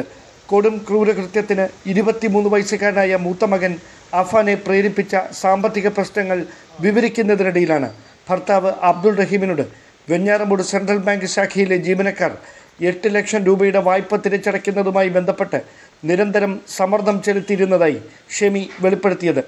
റഹീമിൻ്റെ അറിവോടെ സെൻട്രൽ ബാങ്കിൽ നിന്നെടുത്ത വായ്പ തിരിച്ചടയ്ക്കാൻ കടുത്ത സാമ്പത്തിക പ്രതിസന്ധിക്കിടയിലും 4 ലക്ഷം രൂപ റഹീം വിദേശത്ത് നിന്ന് കുടുംബത്തിന് അയച്ചു നൽകിയിരുന്നു. എന്നാൽ ഇതിൽ 2 ലക്ഷം രൂപ മാത്രമാണ് ഷെമിയും മകൻ അഫാനും ചേർന്ന് ബാങ്കിൽ തിരിച്ചടച്ചത്. ശേഷിച്ച പണം എന്ത് ചെയ്തെന്ന് അബ്ദുൾ റഹീമിൻ്റെ ചോദ്യത്തിന് ഭാര്യ വ്യക്തമായ മറുപടി നൽകിയില്ലെന്നാണ് സൂചന. 8 ലക്ഷം രൂപ വായ്പ എടുത്തതിൻ്റെയും 2 ലക്ഷം രൂപ ഒറ്റത്തവണയായി തിരിച്ചടച്ചതിൻ്റെയും രേഖകൾ വെഞ്ഞാറമൂട് പോലീസ് ബാങ്കിൽ നിന്ന് ശേഖരിച്ചിട്ടുണ്ട്. അതേസമയം അഫാൻ കൊലപ്പെടുത്താനായി ലക്ഷ്യമിട്ടിരുന്ന മറ്റ് 2 സ്ത്രീകളിൽ നിന്ന് തരപ്പെടുത്തിയ വായ്പ തിരിച്ചടയ്ക്കാൻ അബ്ദുൾ റഹീം നൽകിയ പണത്തിലെ ശേഷിച്ച തുക ഉപയോഗിച്ചതായാണ് പോലീസിൻ്റെ സംശയം. അതിനിടെ പേരമലയിലെ വീട്ടിലേക്ക് ഇനി താമസിക്കാനില്ലെന്ന് വ്യക്തമാക്കിയ ഷെമിയെ മാനസിക നില വീണ്ടെടുക്കുന്നതുവരെ ഷെൽട്ടർ ഹോമിലേക്ക് മാറ്റുന്ന കാര്യമാണ് ബന്ധുക്കളും പോലീസും ചേർന്ന് ആലോചിക്കുന്നത്. കുടുംബത്തിലെ 5 പേരെ മൂത്ത മകൻ അതിക്രൂരമായി കൊലപ്പെടുത്തിയ വിവരം അറിയിച്ചെങ്കിലും അത് പൂർണ്ണമായി വിശ്വസിക്കാൻ ഷെമി ഇപ്പോഴും തയ്യാറായിട്ടില്ലെന്നാണ് വിവരം. Dan Kurian, news 18, Thiruvananthapuram. രാവിലെ തുടരും ഒരിടവേളയ്ക്ക് ശേഷം.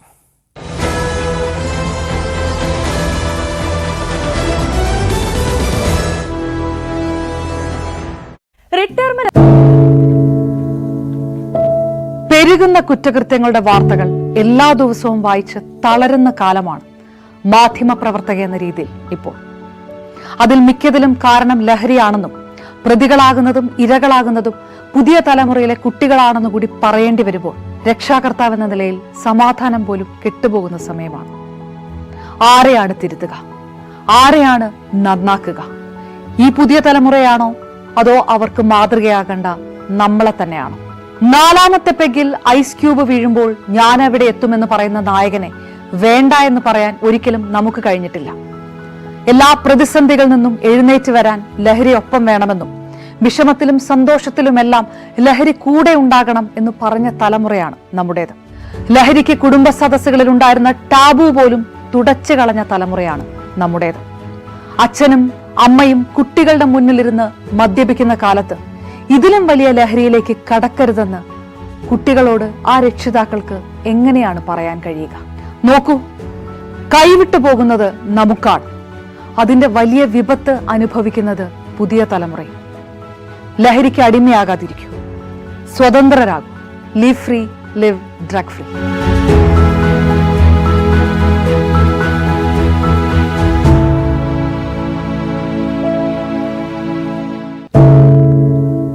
എന്തു പറ്റി നമ്മുടെ നാടിന് എന്ന് ചോദിച്ചു പോകുന്ന കാര്യങ്ങളാണ് ഇപ്പോൾ സംഭവിക്കുന്നത്. എന്തൊക്കെയാണ് നമ്മുടെ യുവതലമുറ തെരുവുകളിൽ കാട്ടിക്കൂട്ടുന്നത്? കൊല്ലാൻ പോലും മടികാട്ടാത്ത ഇവർ സ്വബോധത്താൽ ഇങ്ങനെയൊന്നും ചെയ്യില്ല. നാടിന്റെ അഭിമാനമായി വളരേണ്ട യുവത്വത്തെ ഇങ്ങനെ പോകാൻ അനുവദിച്ചുകൂടാ. നമ്മൾ ഓരോരുത്തരും മാതാപിതാക്കൾ കൂടിയാണ്. നേർവഴിക്ക് നടത്താൻ, തെറ്റുകൾ പറഞ്ഞു മനസ്സിലാക്കാൻ നമുക്ക് കഴിയണം. ഇപ്പോഴത്തെ അക്രമ സംഭവങ്ങളിൽ 99% ലഹരിയുടെ, പ്രത്യേകിച്ച് ഗുരുതരമായ ആരോഗ്യ പ്രശ്നങ്ങളിലേക്ക് കൊണ്ടുവന്നെത്തിക്കുന്ന ഡ്രഗ്സിന്റെ ഉപയോഗമുണ്ടെന്ന് മനസ്സിലാക്കിയിട്ടുണ്ട്. ഇത് നിസ്സാരമല്ല. കണ്ടില്ലെന്ന് നടിക്കാൻ ആർക്കുമാവില്ല. ജീവിതം ഒട്ടേറെ ബാക്കിയുണ്ടെന്ന് യുവതലമുറ മനസ്സിലാക്കണം. സ്നേഹിക്കാൻ, സർഗാത്മകത, ലഹരിയുടെ സഹായമില്ലാതെ വളർത്താൻ അവർക്ക് കഴിയണം. നിയമത്തിന്റെ ശക്തി അവരെ ബോധ്യപ്പെടുത്തണം. Say no to drugs, a big yes to life.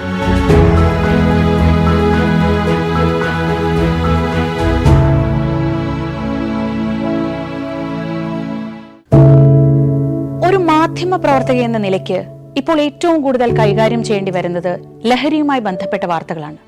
കൊച്ചുകുട്ടികൾ മുതൽ യുവാക്കൾ വരെ എല്ലാവരും ഉൾപ്പെട്ടിരിക്കുന്ന ലഹരിയുടെ ഒരു വല. എന്താണ് നമ്മുടെ യുവതലമുറയ്ക്ക് സംഭവിക്കുന്നത് എന്നൊക്കെ എല്ലാവരും ചോദിച്ചു കാണും. പക്ഷേ അവരുടെ പ്രശ്നങ്ങളെ, അത് കുട്ടികൾ മുതൽ യുവാക്കൾ വരെ, അവരുടെ പ്രശ്നങ്ങളെ കേൾക്കുന്നതിന്, മനസ്സിലാക്കുന്നതിന്, ഒരു പരിഹാരം പറയുന്നതിന് മുതിർന്നവരായ നമുക്ക് എത്രമാത്രം കഴിയുന്നുണ്ട്? അവരിൽ ഉണ്ടാകുന്ന ചെറിയ മാറ്റങ്ങൾ നമ്മൾ തിരിച്ചറിയാറുണ്ട്. അവരുടെ ചുറ്റുമുള്ളത് ഒരു മായാലോകമാണ്. സോഷ്യൽ മീഡിയയുടെ, വീഡിയോ ഗെയിമുകളുടെ, സിനിമയുടെ, വാർത്തയുടെ വലിയ വിവരശേഖരത്തിന്റെ ലോകം. ആ ലോകത്തിനകത്ത് കുരുങ്ങിപ്പോകുന്ന കുട്ടികളെ തിരിച്ച് യഥാർത്ഥ ജീവിതത്തിലേക്ക്, മണ്ണിന്റെ മണമുള്ള ജീവിതത്തിലേക്ക് തിരിച്ചു കൊണ്ടുവരാൻ നമുക്കും കഴിയേണ്ടതല്ലേ? അവരെ കേൾക്കാൻ, അവരിൽ ഉണ്ടാകുന്ന മാറ്റങ്ങൾ തിരിച്ചറിയാൻ.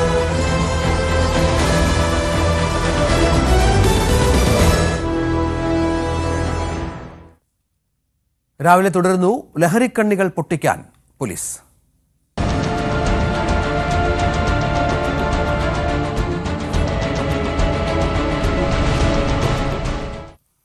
കളമശ്ശേരി പോളിടെക്നിക് ഹോസ്റ്റലിൽ കഞ്ചാവ് വേട്ട.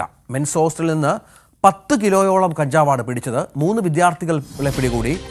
വലിയ ഒരു കഞ്ചാവ് വേട്ടയാണ്. 10 കിലോ കഞ്ചാവ് ഒരു ഹോസ്റ്റലിൽ സൂക്ഷിക്കുക എന്ന് വെച്ചാൽ ഈ കച്ചവടവും വിൽപ്പനയും ഒക്കെ സ്വാഭാവികമായും അതിൻ്റെ ഭാഗമായിരിക്കണം. ആജ്ഞ എന്താണ്? പോലീസ് സംഘം എക്സൈസ് ആണോ പോലീസാണോ പിടിച്ചത്? അവർ നൽകുന്ന വിവരം എന്താണ്?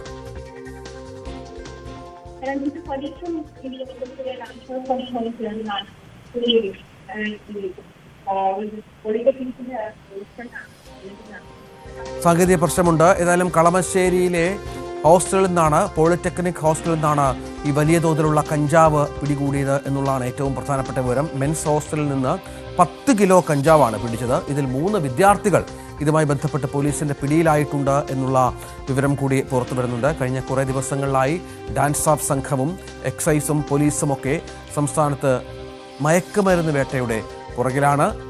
ആജ്ഞ തുടരാം. കൊച്ചിയിലെ ഡാൻസ് ഓഫ് സംഘവും പോലീസ് സംഘവും ചേർന്നുള്ള സംയുക്ത പരിശോധനയിലാണ് ഈ പോളിടെക്നിക് ഹോസ്റ്റലിൽ നിന്നും മെൻസ് ഹോസ്റ്റലിൽ നിന്നുമാണ് കഞ്ചാവ് കണ്ടെത്തിയിട്ടുള്ളത്. ഒരു മുറിയിൽ നിന്നും 9 കിലോയിലധികം കഞ്ചാവും ഒരു മുറിയിൽ നിന്നും 2 കിലോയിലടുത്ത് 1.9 കിലോ കഞ്ചാവുമാണ് പിടികൂടിയിട്ടുള്ളത്. ഇതുമായി ബന്ധപ്പെട്ട് 3 വിദ്യാർത്ഥികളെ പോലീസ് കസ്റ്റഡിയിൽ എടുത്തിട്ടുണ്ട്.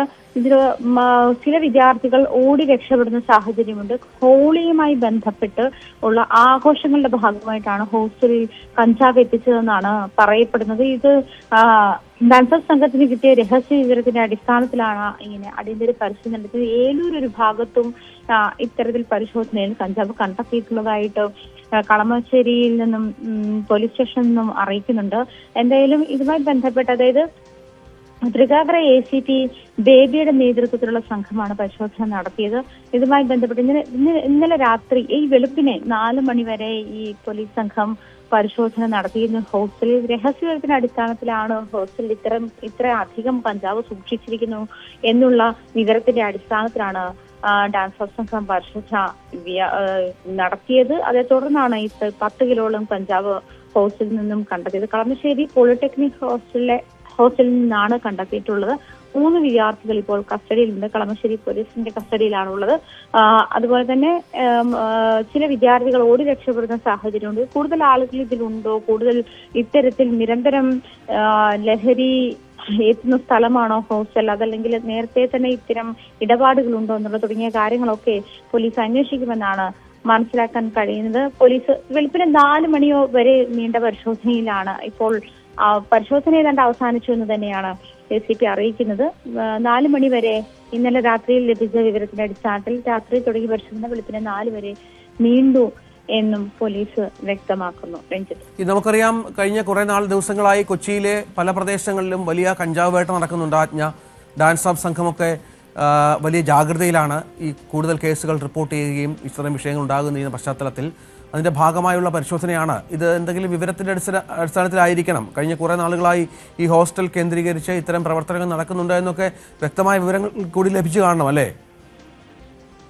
തീർച്ചയായിട്ടും രഞ്ജിത്ത്, പോലീസ് പറയുന്നത് FIR അനുസരിച്ചിട്ട് 9.7 കിലോ ആണ് ഒരു മുറിയിൽ നിന്നും കണ്ടെത്തിയിട്ടുള്ളത്. 1.9 കിലോ കഞ്ചാവാണ് മറ്റൊരു മുറിയിൽ നിന്നും കണ്ടെത്തിയിട്ടുള്ളത്. രഞ്ജിത്ത് സൂചിപ്പിച്ചതുപോലെ തന്നെ ഇത്തരത്തിൽ വലിയ പരിശോധനകൾ, അത് ലഹരിയുമായി ബന്ധപ്പെട്ടുള്ള വലിയ പരിശോധനകൾ വ്യാപകമാക്കിയിരിക്കുന്ന സാഹചര്യത്തിലാണ് ഇത്തരത്തിലുള്ള അന്വേഷണത്തിലേക്ക് പോലീസ് എത്തുന്നത്. നേരത്തെ തന്നെ ഇതുമായി ബന്ധപ്പെട്ടുള്ള അന്വേഷണങ്ങൾ, അതായത് ഹോസ്റ്റലുകളിലേക്കും അന്വേഷണം വ്യാപിപ്പിക്കണമെന്നൊരു ആവശ്യം കൂടി ഉന്നയിച്ചിട്ടുണ്ടായിരുന്നു.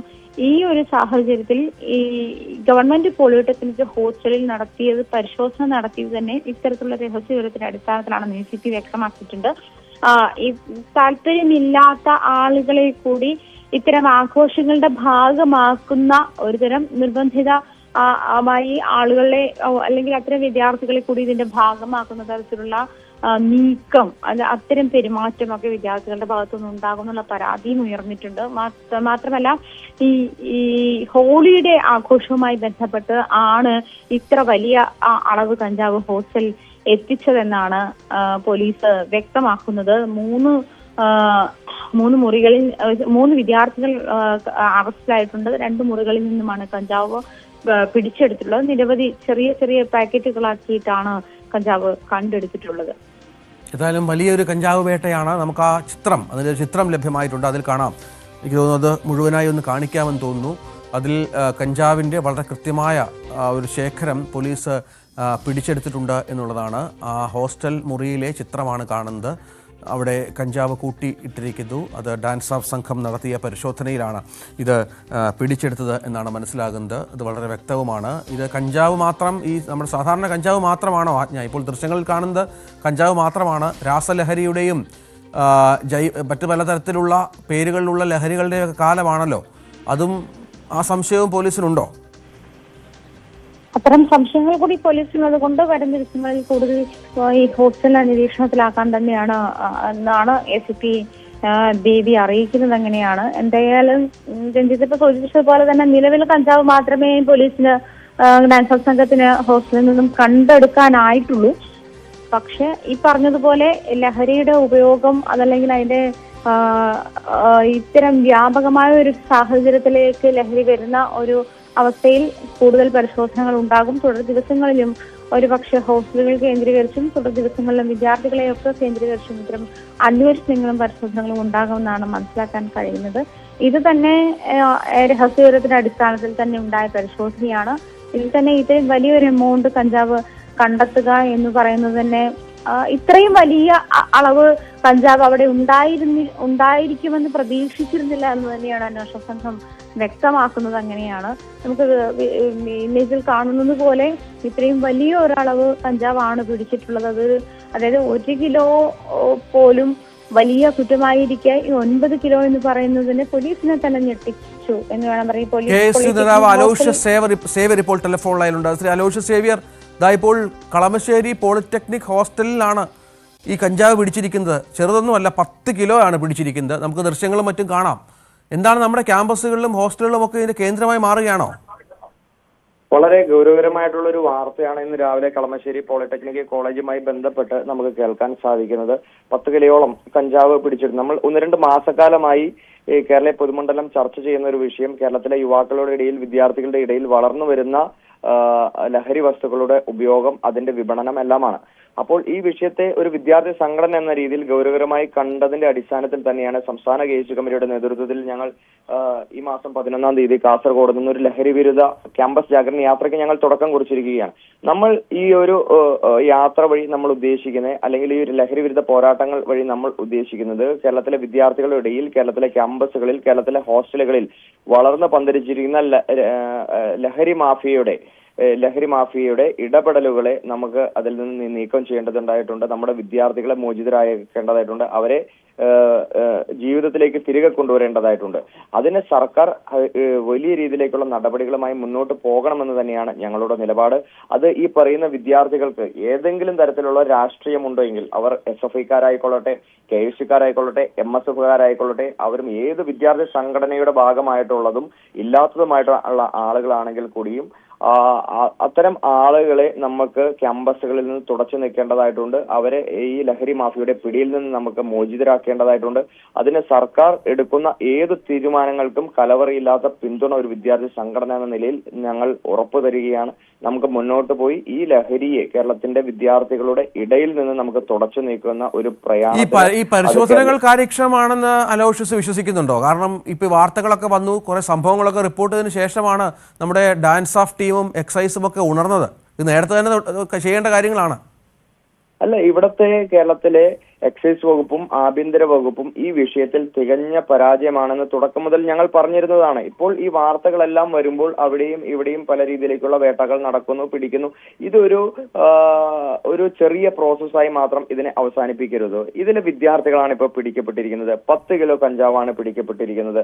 അവർ ആരുമായിക്കൊള്ളട്ടെ, ഏത് വിദ്യാർത്ഥികളുമായിക്കൊള്ളട്ടെ, അവർക്ക് എവിടെ നിന്ന് ഇത് ലഭിച്ചു, ആരാണ് അവർക്ക് എത്തിച്ചു കൊടുത്തിരിക്കുന്നത്, ആരെല്ലാം ഇതിന്റെ ശൃംഖലയുടെ ഭാഗമായിട്ടുണ്ട് എന്നതിനെപ്പറ്റി കൃത്യമായിട്ടുള്ള അന്വേഷണം. അല്ലാതെ നമ്മൾ 10 കിലോ എന്ന് പറയുന്ന ഈ വിഷയത്തെ മാത്രം പർവ്വതീകരിച്ചുകൊണ്ട് ഇതിന്റെ പിന്നണിയിൽ നിൽക്കുന്ന, ഇതിൽ വലിയ കച്ചവട താല്പര്യമായിട്ട് നിൽക്കുന്ന ആളുകൾക്ക് രക്ഷപ്പെടാനുള്ള ഒരു മാർഗമായി അത് മാറരുത്. അതിൽ മുഴുവൻ ആളുകളെ, അത് കഞ്ചാവ് എന്ന് പറയുന്ന ഒരു വസ്തു മാത്രമല്ല, മറ്റ് രാസലഹരികൾ കേന്ദ്രീകരിച്ചുകൊണ്ട് വലിയ രീതിയിലേക്കുള്ള അന്വേഷണം നടത്തേണ്ടതായിട്ടുണ്ട്. അതിൽ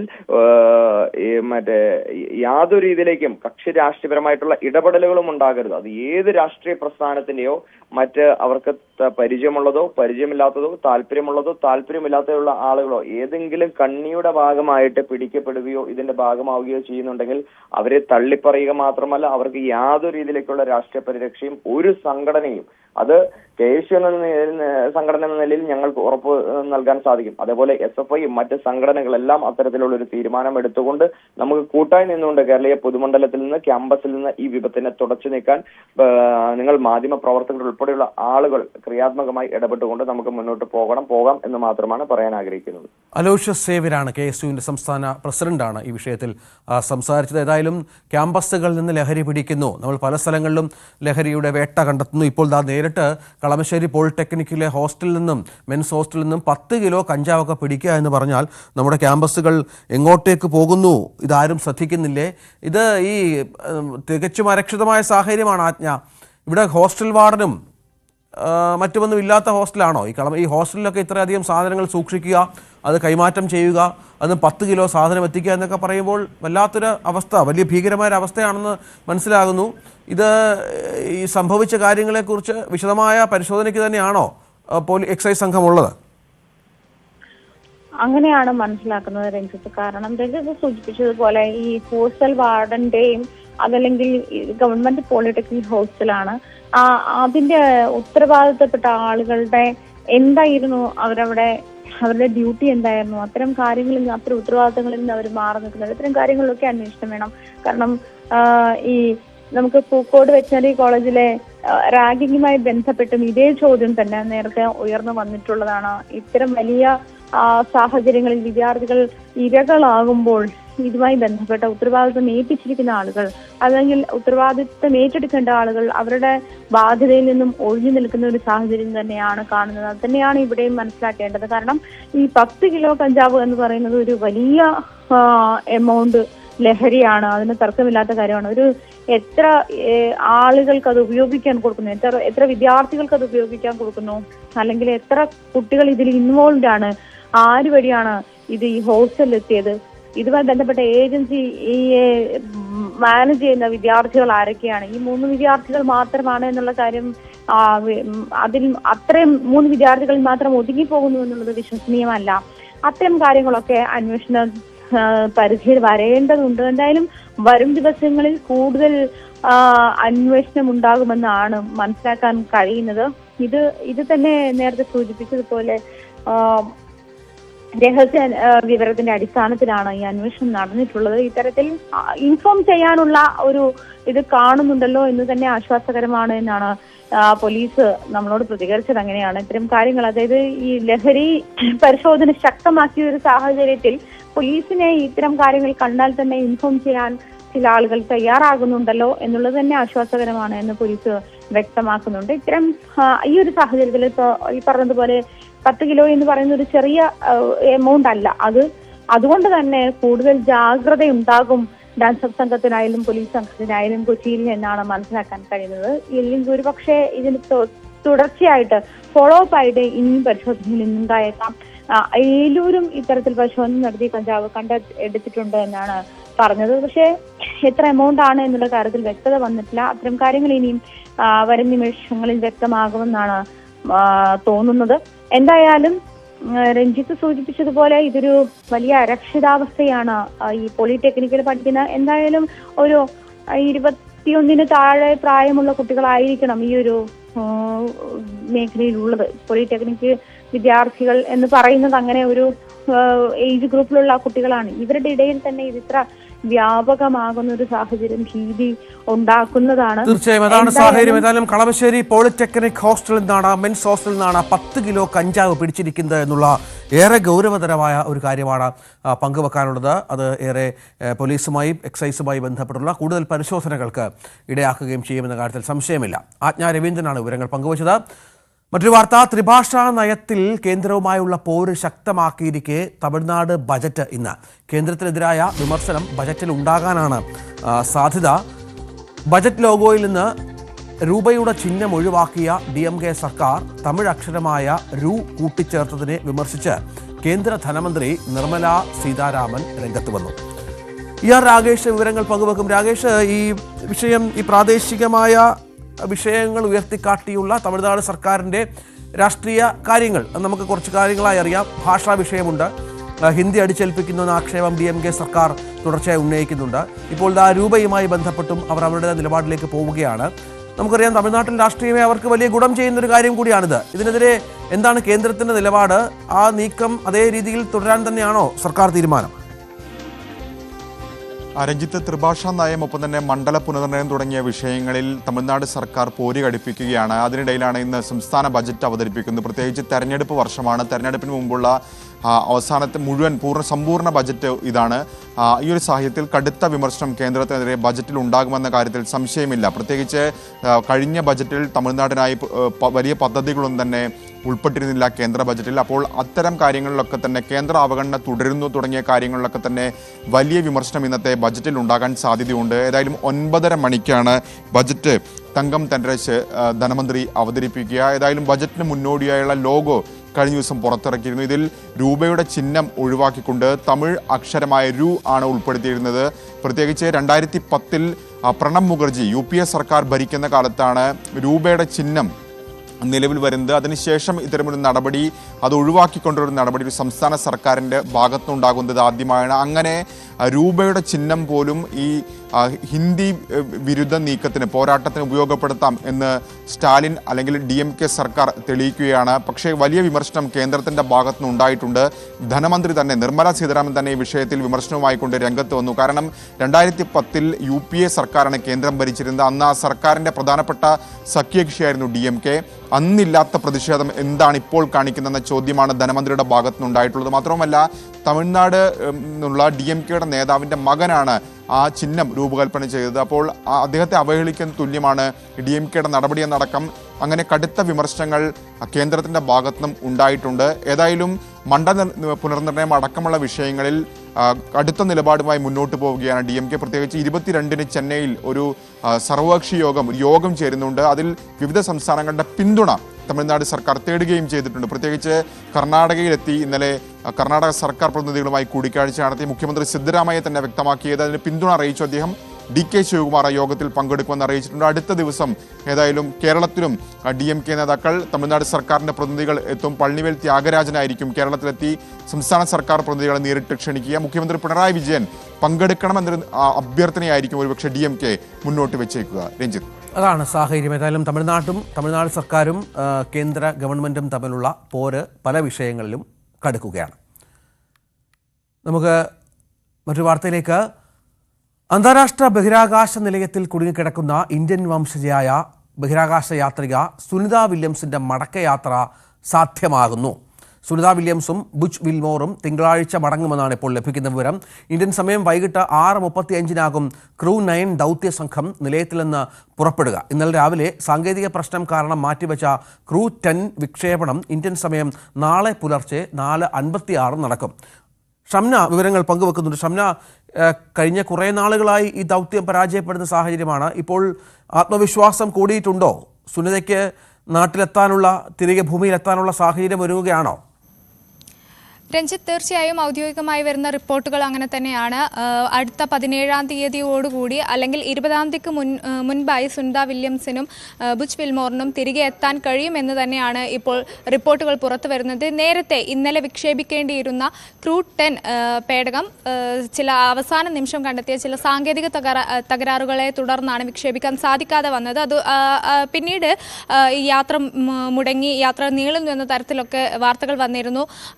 പക്ഷേ പിന്നീട് 24 മണിക്കൂറിന് മുമ്പായി തന്നെ ക്രൂ 10 വിക്ഷേപം ഉടൻ ഉണ്ടാകും. ഇന്ന് വൈകിട്ട്, അതായത് ഇന്ത്യൻ സമയം നാളെ പുലർച്ചെ തന്നെ ക്രൂ 10 പേടകം വിക്ഷേപിക്കും. ഉടൻ തന്നെ സുനിതയ്ക്കും സഹയാത്രികനും മടങ്ങിയെത്താൻ കഴിയുമെന്ന് സ്റ്റാർലൈൻ അടക്കം സ്പേസ് എക്സും അതുപോലെ നാസയും അറിയിച്ചിട്ടുണ്ട്. എന്തായാലും വലിയ ഒരു ആശ്വാസം എന്ന് പറയാൻ ഇപ്പോഴും സാധിക്കില്ല. കാരണം നമുക്കറിയാം 8 ദിവസത്തെ യാത്രയ്ക്ക് വേണ്ടി പോയ, ബഹിരാകാശ സഞ്ചാരത്തിന് വേണ്ടി പോയി ഇപ്പോൾ 9 മാസം തികയുകയാണ് സുനിത വില്യംസിൻ്റെ യാത്ര. അത് പല ഘട്ടങ്ങളിലായി ആ യാത്ര മുടങ്ങുന്നു. നേരത്തെ 2024 ജൂൺ 5-നായിരുന്നു പോയിരുന്നത്. പോയ ബോയിങ് സ്റ്റാർലൈൻ പേടകത്തിൻ്റെ സാങ്കേതിക തകരാറുകൾ മൂലം ആ പേടകം തിരിച്ചു വരുന്നു. ഇരുവർക്കും യാത്ര മുടങ്ങി. അങ്ങനെ ഇപ്പോൾ 9 മാസമായി ബഹിരാകാശ നിലയത്തിൽ തുടരുന്ന ഇരുവർക്കും ഇനി തിരികെ ഭൂമിയിലെത്തിയാൽ പോലും അവരുടെ ആരോഗ്യനില സംബന്ധിച്ച് വലിയ ആശങ്കകളുണ്ട്. ഇരുവർക്കും നോർമൽ ആവാൻ ഒരുപാട് സമയമെടുക്കും. ഇരുവരുടെയും കാലുകൾ ഭൂമിയിൽ ഉറച്ച് നടക്കാൻ പോലും വളരെയധികം ബുദ്ധിമുട്ട് ഉണ്ടാകുന്ന സാഹചര്യങ്ങൾ ഉണ്ടാകും. അങ്ങനെ തിരികെ ഭൂമിയിലെത്തിയാൽ പോലും ആശങ്കകൾ ഏറെയാണ്. ഈ ഒരു സാഹചര്യത്തിൽ കൂടി നേരത്തെ പലതവണ യാത്രകൾ മുടങ്ങി മടങ്ങിയെത്താനുള്ള സാധ്യതകൾ മുടങ്ങിയ ഒരു ഘട്ടത്തിൽ കൂടി വലിയ ആശങ്കകൾ ഇപ്പോഴും നിലനിൽക്കുന്നുണ്ട്. പക്ഷേ യാത്ര സാധ്യമാകും, മടങ്ങിവരവ് സാധ്യമാവും എന്ന് തന്നെയാണ് ഇപ്പോൾ റിപ്പോർട്ടുകൾ പുറത്തു വരുന്നത്. രഞ്ജിത്ത്, അതാണ് സാഹചര്യം. ഏതായാലും സുനിത വില്യംസിന് തിരികെ ഭൂമിയിലെത്താനുള്ള സാധ്യതകൾ ഒരുങ്ങുന്നു എന്നാണ് ഷംന റിപ്പോർട്ട് ചെയ്യുന്നത്. നമുക്ക് തിരിച്ചു വരാം. കൂടുതൽ വാർത്തകളുണ്ട് വളരെ പെട്ടെന്ന് ഇടവേളയ്ക്ക് ശേഷം.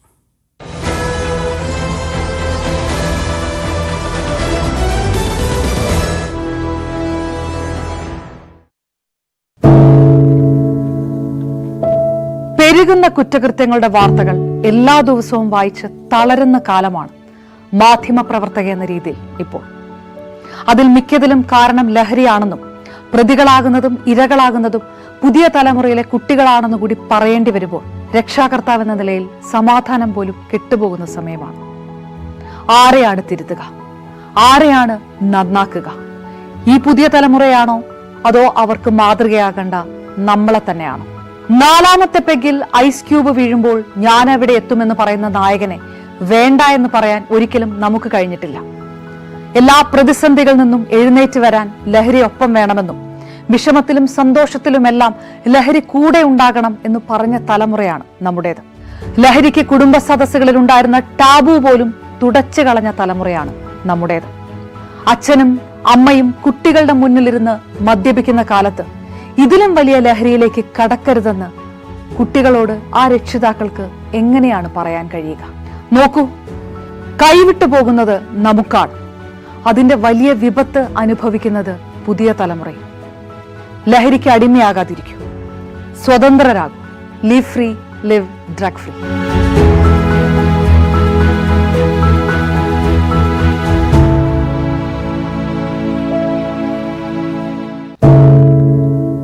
എന്തു പറ്റി നമ്മുടെ നാടിന് എന്ന് ചോദിച്ചു പോകുന്ന കാര്യങ്ങളാണ് ഇപ്പോൾ സംഭവിക്കുന്നത്. എന്തൊക്കെയാണ് നമ്മുടെ യുവതലമുറ തെരുവുകളിൽ കാട്ടിക്കൂട്ടുന്നത്? കൊല്ലാൻ പോലും മടികാട്ടാത്ത ഇവർ സ്വബോധത്താൽ ഇങ്ങനെയൊന്നും ചെയ്യില്ല. നാടിന്റെ അഭിമാനമായി വളരേണ്ട യുവത്വത്തെ ഇങ്ങനെ പോകാൻ അനുവദിച്ചുകൂടാ. നമ്മൾ ഓരോരുത്തരും മാതാപിതാക്കൾ കൂടിയാണ്. നേർവഴിക്ക് നടത്താൻ, തെറ്റുകൾ പറഞ്ഞു മനസ്സിലാക്കാൻ നമുക്ക് കഴിയണം. ഇപ്പോഴത്തെ അക്രമ സംഭവങ്ങളിൽ 99% ലഹരിയുടെ, പ്രത്യേകിച്ച് ഗുരുതരമായ ആരോഗ്യ പ്രശ്നങ്ങളിലേക്ക് കൊണ്ടുവന്നെത്തിക്കുന്ന ഡ്രഗ്സിന്റെ ഉപയോഗമുണ്ടെന്ന് മനസ്സിലാക്കിയിട്ടുണ്ട്. ഇത് നിസ്സാരമല്ല. കണ്ടില്ലെന്ന് നടിക്കാൻ ആർക്കുമാവില്ല. ജീവിതം ഒട്ടേറെ ബാക്കിയുണ്ടെന്ന് യുവതലമുറ മനസ്സിലാക്കണം. സ്നേഹിക്കാൻ, സർഗാത്മകത, ലഹരിയുടെ സഹായമില്ലാതെ വളർത്താൻ അവർക്ക് കഴിയണം. നിയമത്തിന്റെ ശക്തി അവരെ ബോധ്യപ്പെടുത്തണം. Say no to drugs, a big yes to life.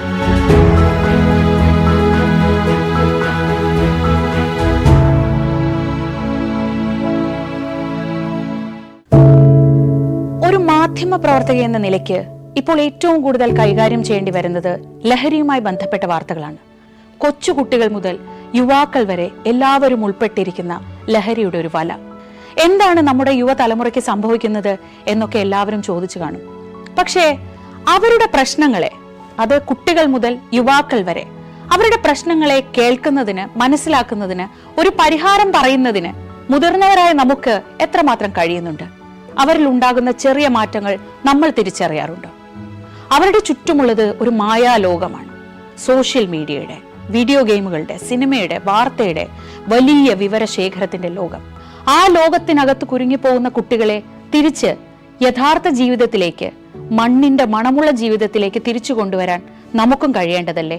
അവരെ കേൾക്കാൻ, അവരിൽ ഉണ്ടാകുന്ന മാറ്റങ്ങൾ തിരിച്ചറിയാൻ, അവരുടെ പ്രശ്നങ്ങൾക്ക് പരിഹാരം കാണാൻ നമുക്ക് മാത്രമേ കഴിയൂ. ചേർത്ത് പിടിക്കാം നമ്മുടെ കുട്ടികളെ. ലഹരിയുടെ വലയിൽ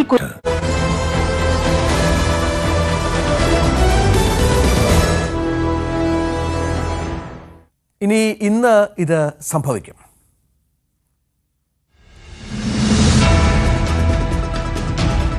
മധുര പാർട്ടി കോൺഗ്രസിൽ അവതരിപ്പിക്കേണ്ട കരട് രാഷ്ട്രീയ പ്രമേയം ചർച്ച ചെയ്യാൻ CPM സംസ്ഥാന സമിതി യോഗം ഇന്ന്. കേന്ദ്ര കമ്മിറ്റി തയ്യാറാക്കിയ പ്രമേയത്തിൽ ഭേദഗതി നിർദ്ദേശിക്കുന്നതിനായാണ് യോഗം.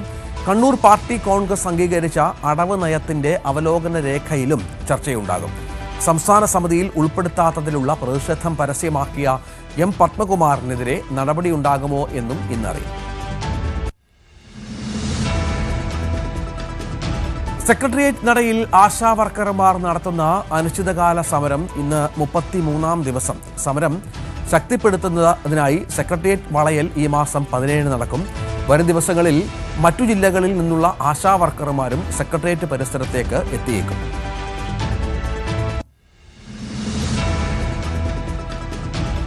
ചോദ്യപേപ്പർ ചോർച്ചാ കേസിൽ 1-ാം പ്രതി മുഹമ്മദ് ഷുഹൈബിന്റെ ജാമ്യാപേക്ഷ ഇന്ന് പരിഗണിക്കുന്നുണ്ട്.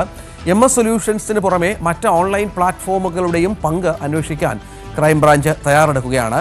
മറ്റ് 3 സ്ഥാപനങ്ങളുടെ കൂടി വിവരങ്ങൾ ശേഖരിക്കുകയാണ് അന്വേഷണ സംഘം.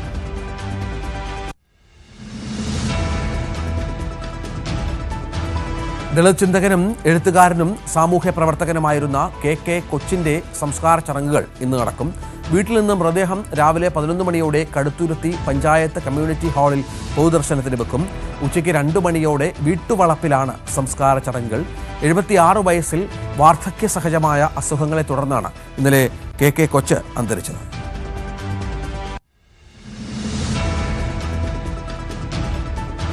രാജ്യം ഇന്ന് ഹോളി ആഘോഷിക്കുകയാണ്. ഹൈദരാബാദിൽ ഹോളി ആഘോഷങ്ങൾക്ക് കടുത്ത നിയന്ത്രണങ്ങൾ ഏർപ്പെടുത്തി. സർക്കാർ വാഹനങ്ങളിൽ ഹോളി ആഘോഷിക്കുന്നതും നിറങ്ങൾ മറ്റുള്ളവർക്ക് മേൽ ചാർത്തുന്നതിനും നിയന്ത്രണമുണ്ട്. ജുമാത്ത് നമസ്കാരവും ഹോളിയും ഒരുമിച്ച് വരുന്നതിനാൽ ഉത്തർപ്രദേശിലെ പലയിടങ്ങളിലും സുരക്ഷ ശക്തമാണ്. സംഭൽ ജില്ലയിലെ ഷാഹി ജാമി മസ്ജിദിന് സമീപം ഇന്നലെ പോലീസ് ഫ്ലാഗ് മാർച്ച് നടത്തി. മീനമാസ പൂജയ്ക്കായി ദർശന ക്രമീകരണത്തിൽ പുതിയ പരിഷ്കാരങ്ങളോടെ ശബരിമല നട ഇന്ന് തുറക്കും. 18ാം പടി കയറിയെത്തുന്ന ഭക്തർക്ക് ഫ്ലൈ ഓവർ ഒഴിവാക്കി നേരിട്ട് ദർശനം നടത്താവുന്ന രീതിയാണ് പരീക്ഷണാടിസ്ഥാനത്തിൽ നടപ്പിലാക്കുന്നത്. ഇന്ന് വൈകിട്ട് 5-നാണ് നട തുറക്കുക. ത്രിഭാഷാ നയത്തിൽ കേന്ദ്രവുമായുള്ള പോര് ശക്തമായിരിക്കെ തമിഴ്നാട് ബജറ്റ് ഇന്ന്. കേന്ദ്രത്തിനെതിരായ വിമർശനം ബജറ്റിലുണ്ടാകാൻ സാധ്യതയുണ്ട് എന്നാണ് സൂചന. ബജറ്റ് ലോഗോയിൽ നിന്ന് രൂപയുടെ ചിഹ്നം ഒഴിവാക്കിയ DMK സർക്കാർ തമിഴ് അക്ഷരമായ രു കൂട്ടിച്ചേർത്തതിനെ വിമർശിച്ച് കേന്ദ്ര ധനമന്ത്രി നിർമ്മല സീതാരാമൻ രംഗത്ത് വന്നിരുന്നു.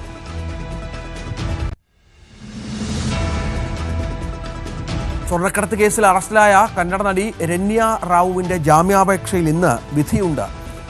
കർണാടക ഹൈക്കോടതിയാണ് വിധി പറയുക. നേരത്തെ രന്യയെ ബംഗളൂരുവിലെ പ്രത്യേക കോടതി 24 വരെ ജുഡീഷ്യൽ കസ്റ്റഡിയിൽ വിട്ടിരുന്നു. നടപടിക്രമങ്ങൾ പാലിക്കാതെയാണ് അറസ്റ്റെന്ന് ചൂണ്ടിക്കാട്ടിയാണ് രന്യ ഹൈക്കോടതിയെ സമീപിച്ചത്. ഇന്ന് സമ്പൂർണ്ണ ചന്ദ്രഗ്രഹണം നടക്കും. ഇത്തവണ സമ്പൂർണ്ണ ചന്ദ്രഗ്രഹണം ഏകദേശം 65 മിനിറ്റ് നീണ്ടു നിൽക്കും. രാവിലെ 11:57 ആരംഭിച്ച് ഉച്ചയ്ക്ക് 12:29 ചന്ദ്രഗ്രഹണം ഉച്ചസ്ഥായിയിലെത്തും. ഉച്ചയ്ക്ക് 1 മണിയോടെ ഗ്രഹണം അവസാനിക്കുകയും ചെയ്യും. പകലായതുകൊണ്ട് ഇന്ത്യയിൽ സമ്പൂർണ്ണ ചന്ദ്രഗ്രഹണം കാണാൻ സാധിക്കില്ല. അമേരിക്ക, പടിഞ്ഞാറൻ യൂറോപ്പ്, അറ്റ്ലാന്റിക് സമുദ്രം തുടങ്ങിയ ഇടങ്ങളിൽ ഈ ആകാശ കാഴ്ച ദൃശ്യമാകും.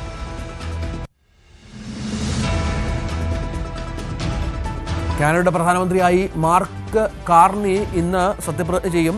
കാർണിയുടെയും ക്യാബിനറ്റ് മന്ത്രിമാരുടെയും സത്യപ്രതിജ്ഞയ്ക്ക് ഗവർണർ ജനറൽ മേരി സൈമൺ അധ്യക്ഷത വഹിക്കും. 1.5 ലക്ഷം പേർ പങ്കെടുക്കുന്ന വോട്ടെടുപ്പിൽ 1,31,674 വോട്ട് നേടി ആണ് ലിബറൽ പാർട്ടി നേതൃത്വത്തിലേക്ക് മാർക്ക് കാർണിയുടെ തിളക്കമാർന്ന വരവ്.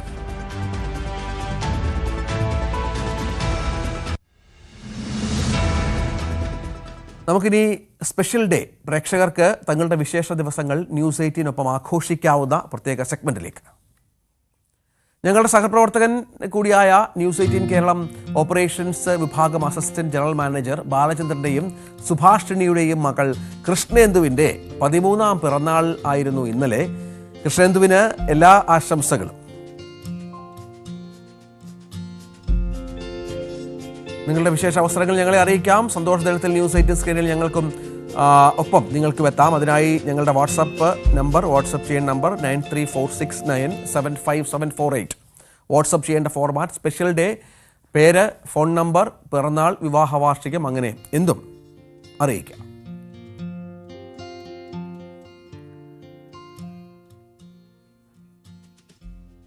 ഇനി ജാഗ്രത കാണാം.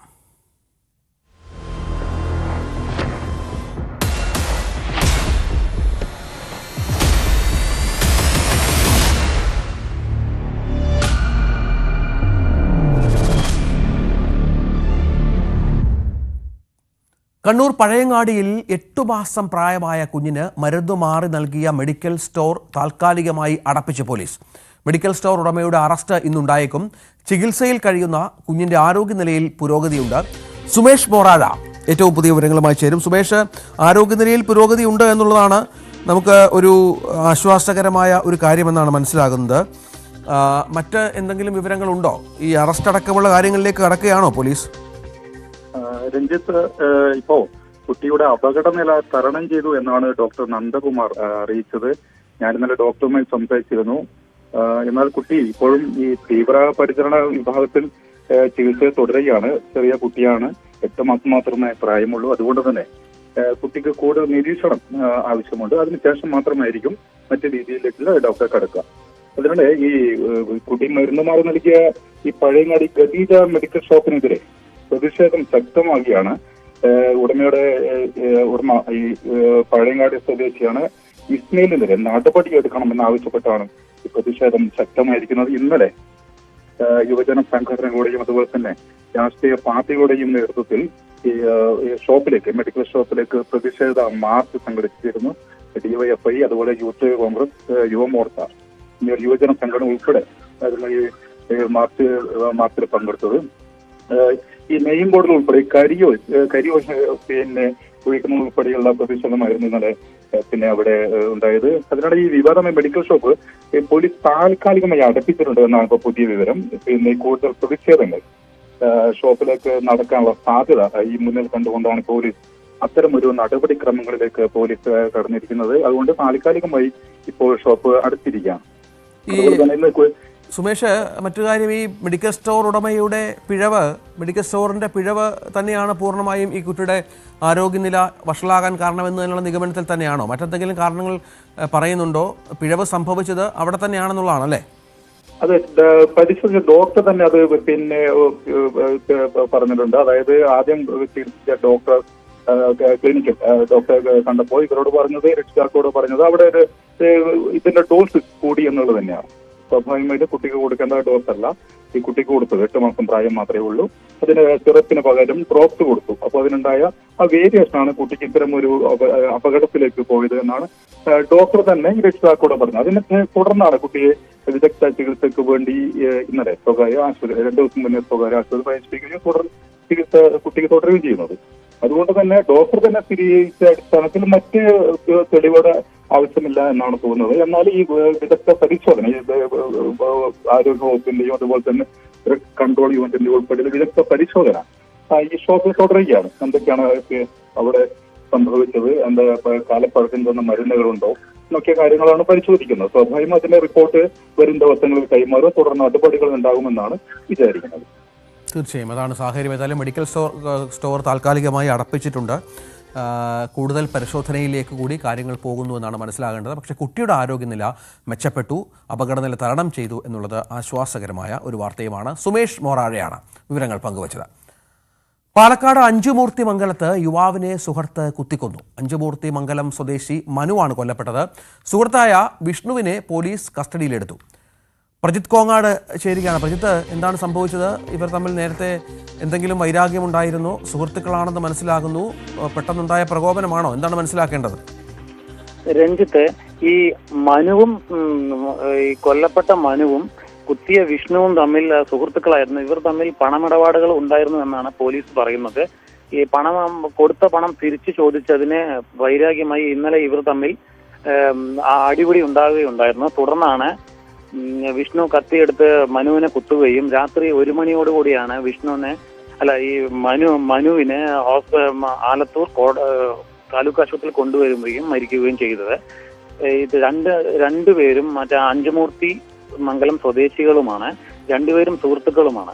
ഈ മനുവിനെ കുത്തിയപ്പെടുത്തിയ ശേഷം വടക്കാഞ്ചേരി പോലീസ് വന്ന് വിഷ്ണുവിനെ അറസ്റ്റ് ചെയ്തു. ഇപ്പോൾ വിഷ്ണു കസ്റ്റഡിയിലുണ്ട്. വടക്കാഞ്ചേരി പോലീസിന്റെ കസ്റ്റഡിയിലുണ്ട്. മനുവിന്റെ മൃതദേഹം ആലത്തൂർ താലൂക്ക് ആശുപത്രിയിൽ മോർച്ചറിയിലുണ്ട്. പോസ്റ്റ്മോർട്ടം നടപടികൾ അല്പസമയത്തിനകം നടക്കുമെന്നാണ് പോലീസ് അറിയിക്കുന്നത്. ശരി, പ്രജിത്ത് കോങ്ങാലാണ് വിവരങ്ങൾ പങ്കുവച്ചത്.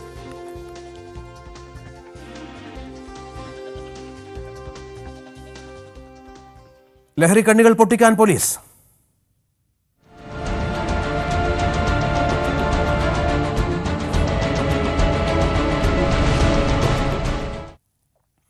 കളമശ്ശേരി പോളിടെക്നിക് ഹോസ്റ്റലിൽ കഞ്ചാവ് വേട്ട. മെൻസ് ഹോസ്റ്റലിൽ നിന്ന് 10 കിലോയോളം കഞ്ചാവ് പിടിച്ചു. 3 വിദ്യാർത്ഥികളെ പിടികൂടി. കഞ്ചാവ് ഉപയോഗം നേരത്തെ ശ്രദ്ധയിൽപ്പെട്ടിരുന്നുവെന്ന് പോളിടെക്നിക് പ്രിൻസിപ്പൽ പറഞ്ഞു. ആജ്ഞ രവീന്ദ്രൻ വിവരങ്ങൾ പങ്കുവെക്കുന്നുണ്ട്. ആജ്ഞ, നേരത്തെ ശ്രദ്ധയിൽപ്പെട്ട സംഗതിയാണ്, എന്നിട്ടും പോലീസിൽ അല്ലെങ്കിൽ എക്സൈസിൽ റിപ്പോർട്ട് ചെയ്യാൻ വൈകിയതാണോ? എന്താണ് ഇത്തരത്തിൽ ഒരു 10 കിലോയുടെ ഒരു ശേഖരം ഒരു കുട്ടികൾ താമസിക്കുന്നതിന് ഹോസ്റ്റലിൽ ഉണ്ടാകാനുള്ള സാഹചര്യം?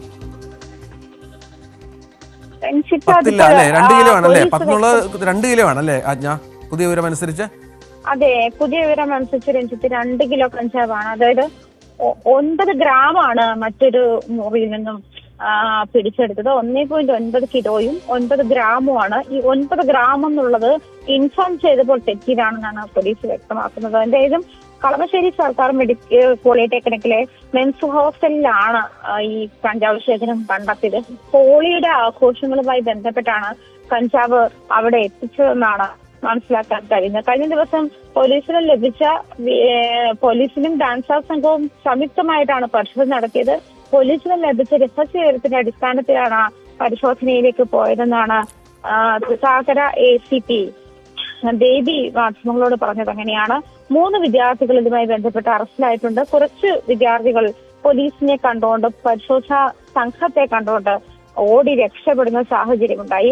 ഹരിപ്പാട് സ്വദേശി ആദിത്യൻ, കരുനാഗപ്പള്ളി സ്വദേശി അഭിരാജ് എന്നിവർക്കെതിരെയാണ് പോലീസ് കേസെടുത്തത്. മറ്റൊരു വിദ്യാർത്ഥി ആകാശിന്റെ മുറിയിൽ നിന്ന് ആണ് 1.9 കിലോ കഞ്ചാവ് പിടികൂടിയത്. എഫ്ഐആറിന്റെ പകർപ്പ് അനുസരിച്ചിട്ട് എഫ്ഐആറിൽ പറയുന്നത് അനുസരിച്ചിട്ട് 1.9 കിലോയും 9 ഗ്രാമുമാണ് പിടികൂടിയിരിക്കുന്നത്. ഈ 9 ഗ്രാം എന്നുള്ളത് നേരത്തെ പോലീസ് ഇൻഫോം ചെയ്തപ്പോൾ വരുത്തിയ പിഴമാണ് 10 കിലോയായി തെറ്റിദ്ധരിച്ചതെന്നാണ് മനസ്സിലാക്കാൻ കഴിയുന്നത്. അതേസമയം ഇത്ര അധികം കഞ്ചാവ് ശേഖരം ഹോസ്റ്റലിൽ നിന്നും പിടികൂടുന്നത്, അത് കോളേജ് ഹോസ്റ്റലിൽ നിന്നും ഇത്ര അധികം കഞ്ചാവ് പിടികൂടുന്നത് ആദ്യമായിട്ടാണെന്നാണ് പോലീസ് പറഞ്ഞത്. അതായത് ഇൻഫർമേഷൻ ഉണ്ടായിരുന്നപ്പോഴും ആരുടെയെങ്കിലും കയ്യിൽ ചെറിയ 1-2 പേർക്ക് ഉപയോഗിക്കാൻ പാകത്തിനോ അല്ലെങ്കിൽ ഒരു കൂട്ടം ഒരു 5-6 പേർക്ക് ഉപയോഗിക്കാൻ പാകത്തിനുള്ള ചെറിയ ഒരു എമൗണ്ട് ലഹരി കണ്ടെത്തുമെന്നാണ് പ്രതീക്ഷിച്ചതെന്ന് പോലീസ് പറയുന്നുണ്ട്. അതേസമയം ഈ പരിശോധന എത്തിയപ്പോഴാണ് ഈ 2 കിലോ എന്ന് പറയുന്നത് തന്നെ ലഹരി കേസുകളിൽ പെടുമ്പോൾ അത് വലിയ കേസ് തന്നെയാണ്. 1 കിലോയിലധികം കഞ്ചാവ് എന്ന് പറയുന്നത് ജാമ്യമില്ലാത്ത വകുപ്പിൽ പെടുന്നതാണ് എന്നാണ് മനസ്സിലാക്കാൻ കഴിയുന്നത്. 2 കിലോ കഞ്ചാവ് എന്ന് പറയുമ്പോൾ ആ ഹോസ്റ്റലിലെ കുട്ടികൾക്ക് മുഴുവൻ അതല്ലെങ്കിൽ ഒരു വലിയ സംഘം ഈ ലഹരി ഉപയോഗിക്കുന്ന ഒരു വലിയ സംഘം ഹോസ്റ്റലിൽ ഉണ്ട് എന്ന് വ്യക്തമാക്കുന്ന അല്ലെങ്കിൽ എന്ന് ഉള്ള കാര്യം കൂടിയാണ് അതിൽ നിന്നും വ്യക്തമാകുന്നതെന്നാണ് പോലീസ് വ്യക്തമാക്കുന്നത്. അങ്ങനെയാണ് 7 മണിക്കൂറോളം നീണ്ട പരിശോധനയ്ക്കൊടുവിലാണ് പോലീസ് സംഘം കഞ്ചാവ് കണ്ടെത്തിയത്. പുലർച്ചെ 4 മണി വരെയാണ് ഇന്നലെ രാത്രി തുടങ്ങിയ പരിശോധന നീണ്ടത്. അതുപോലെ Kochi narcotic cell ACP Abdul സലാമിന്റെ നേതൃത്വത്തിലുള്ള സംഘമാണ് കൊച്ചി പോളിടെക്നിക് ഹോസ്റ്റലിൽ പരിശോധന നടത്തിയത്. രഞ്ജിത്ത്. ആജ്ഞ രവീന്ദ്രനാണ് വിവരങ്ങൾ പങ്കുവച്ചത്. ഏതായാലും കഞ്ചാവ്, മയക്കുമരുന്ന്, പലതരത്തിലുള്ള മയക്കുമരുന്നിൻ്റെ ഉപയോഗം, അതിൻ്റെ കണ്ടെത്തലൊക്കെ സമീപകാലത്തായി വല്ലാതെ കൂടുന്നു. ഇപ്പോൾ ഏറ്റവും ഒടുവിൽ വരുന്ന വാർത്ത പോളിടെക്നിക് ഹോസ്റ്റൽ, മെൻസ് ഹോസ്റ്റലിൽ നിന്നാണ് 2 കിലോ കഞ്ചാവ് പിടിച്ചത് എന്നുള്ളതാണ്. നേരത്തെ വിവരം അറിയാമെന്ന് അധ്യാപകനും പറയുന്ന സാഹചര്യമാണ് കൗതുകകരം.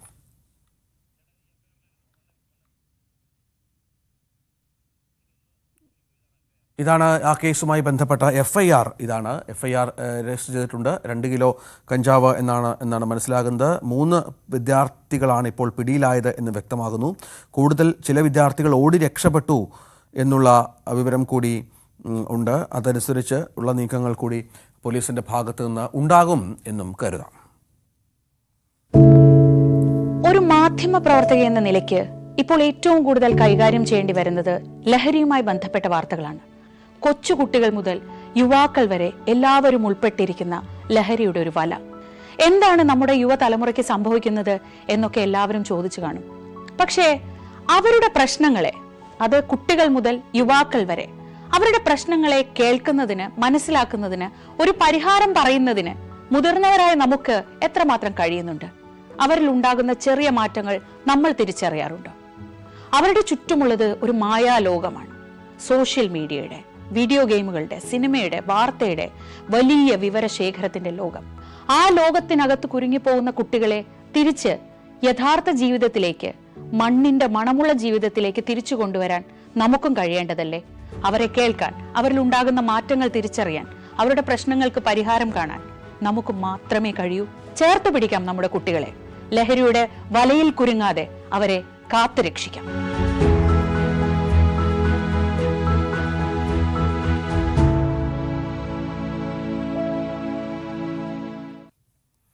വെഞ്ഞാറമൂട് സെൻട്രൽ ബാങ്ക് ജീവനക്കാരിൽ നിന്ന് വായ്പ തിരിച്ചടയ്ക്കാൻ നിരന്തരമായ സമ്മർദ്ദം നേരിട്ടിരുന്നതായി കൂട്ടക്കൊലക്കേസ് പ്രതി അഫാന്റെ മാതാവ് ഷെമി.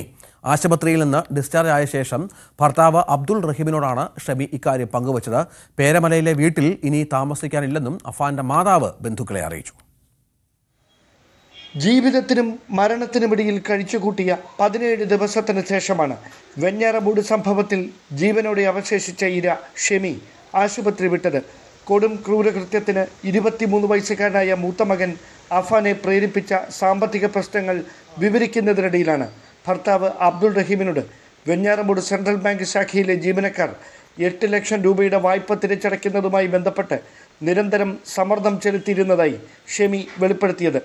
റഹീമിൻ്റെ അറിവോടെ സെൻട്രൽ ബാങ്കിൽ നിന്നെടുത്ത വായ്പ തിരിച്ചടയ്ക്കാൻ കടുത്ത സാമ്പത്തിക പ്രതിസന്ധിക്കിടയിലും 4 ലക്ഷം രൂപ റഹീം വിദേശത്ത് നിന്ന് കുടുംബത്തിന് അയച്ചു നൽകിയിരുന്നു. എന്നാൽ ഇതിൽ 2 ലക്ഷം രൂപ മാത്രമാണ് ഷെമിയും മകൻ അഫാനും ചേർന്ന് ബാങ്കിൽ തിരിച്ചടച്ചത്.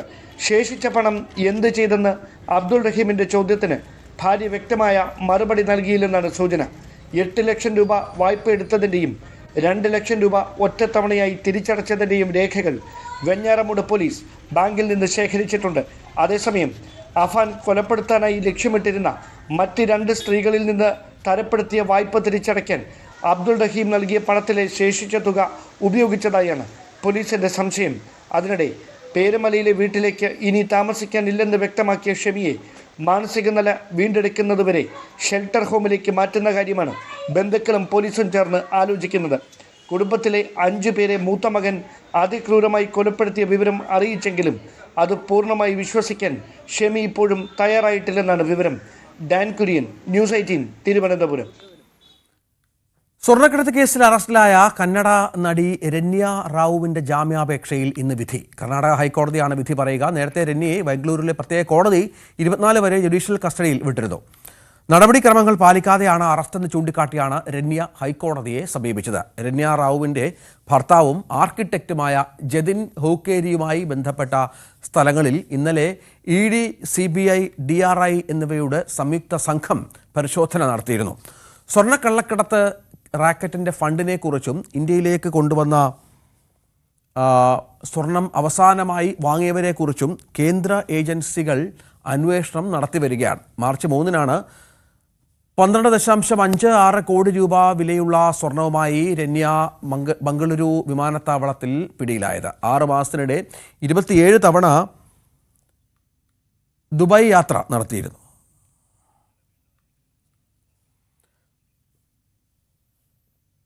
ലഹരി കേസുമായി ബന്ധപ്പെട്ട ഏറ്റവും പുതിയ വിവരം കളമശ്ശേരിയിൽ ഹോസ്റ്റലിൽ കഞ്ചാവ് ശേഖരം പിടിച്ചു എന്നുള്ളതാണ്.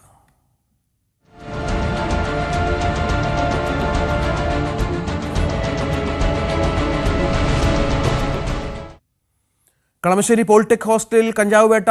മെൻസ് ഹോസ്റ്റലിൽ നിന്നും 2 കിലോ കഞ്ചാവ് പിടിച്ചു. 3 വിദ്യാർത്ഥികളെ പിടികൂടി. കഞ്ചാവ് ഉപയോഗം നേരത്തെ ശ്രദ്ധയിൽപ്പെട്ടിരുന്നുവെന്നാണ് പോളിടെക്നിക് പ്രിൻസിപ്പൽ പറയുന്നത്. ആജ്ഞ, കൂടുതൽ വിവരങ്ങൾ എന്താണ്? പുതിയ എന്തെങ്കിലും കാര്യങ്ങളുണ്ടോ? കൂടുതൽ ആളുകൾ പ്രതികളാകുമോ?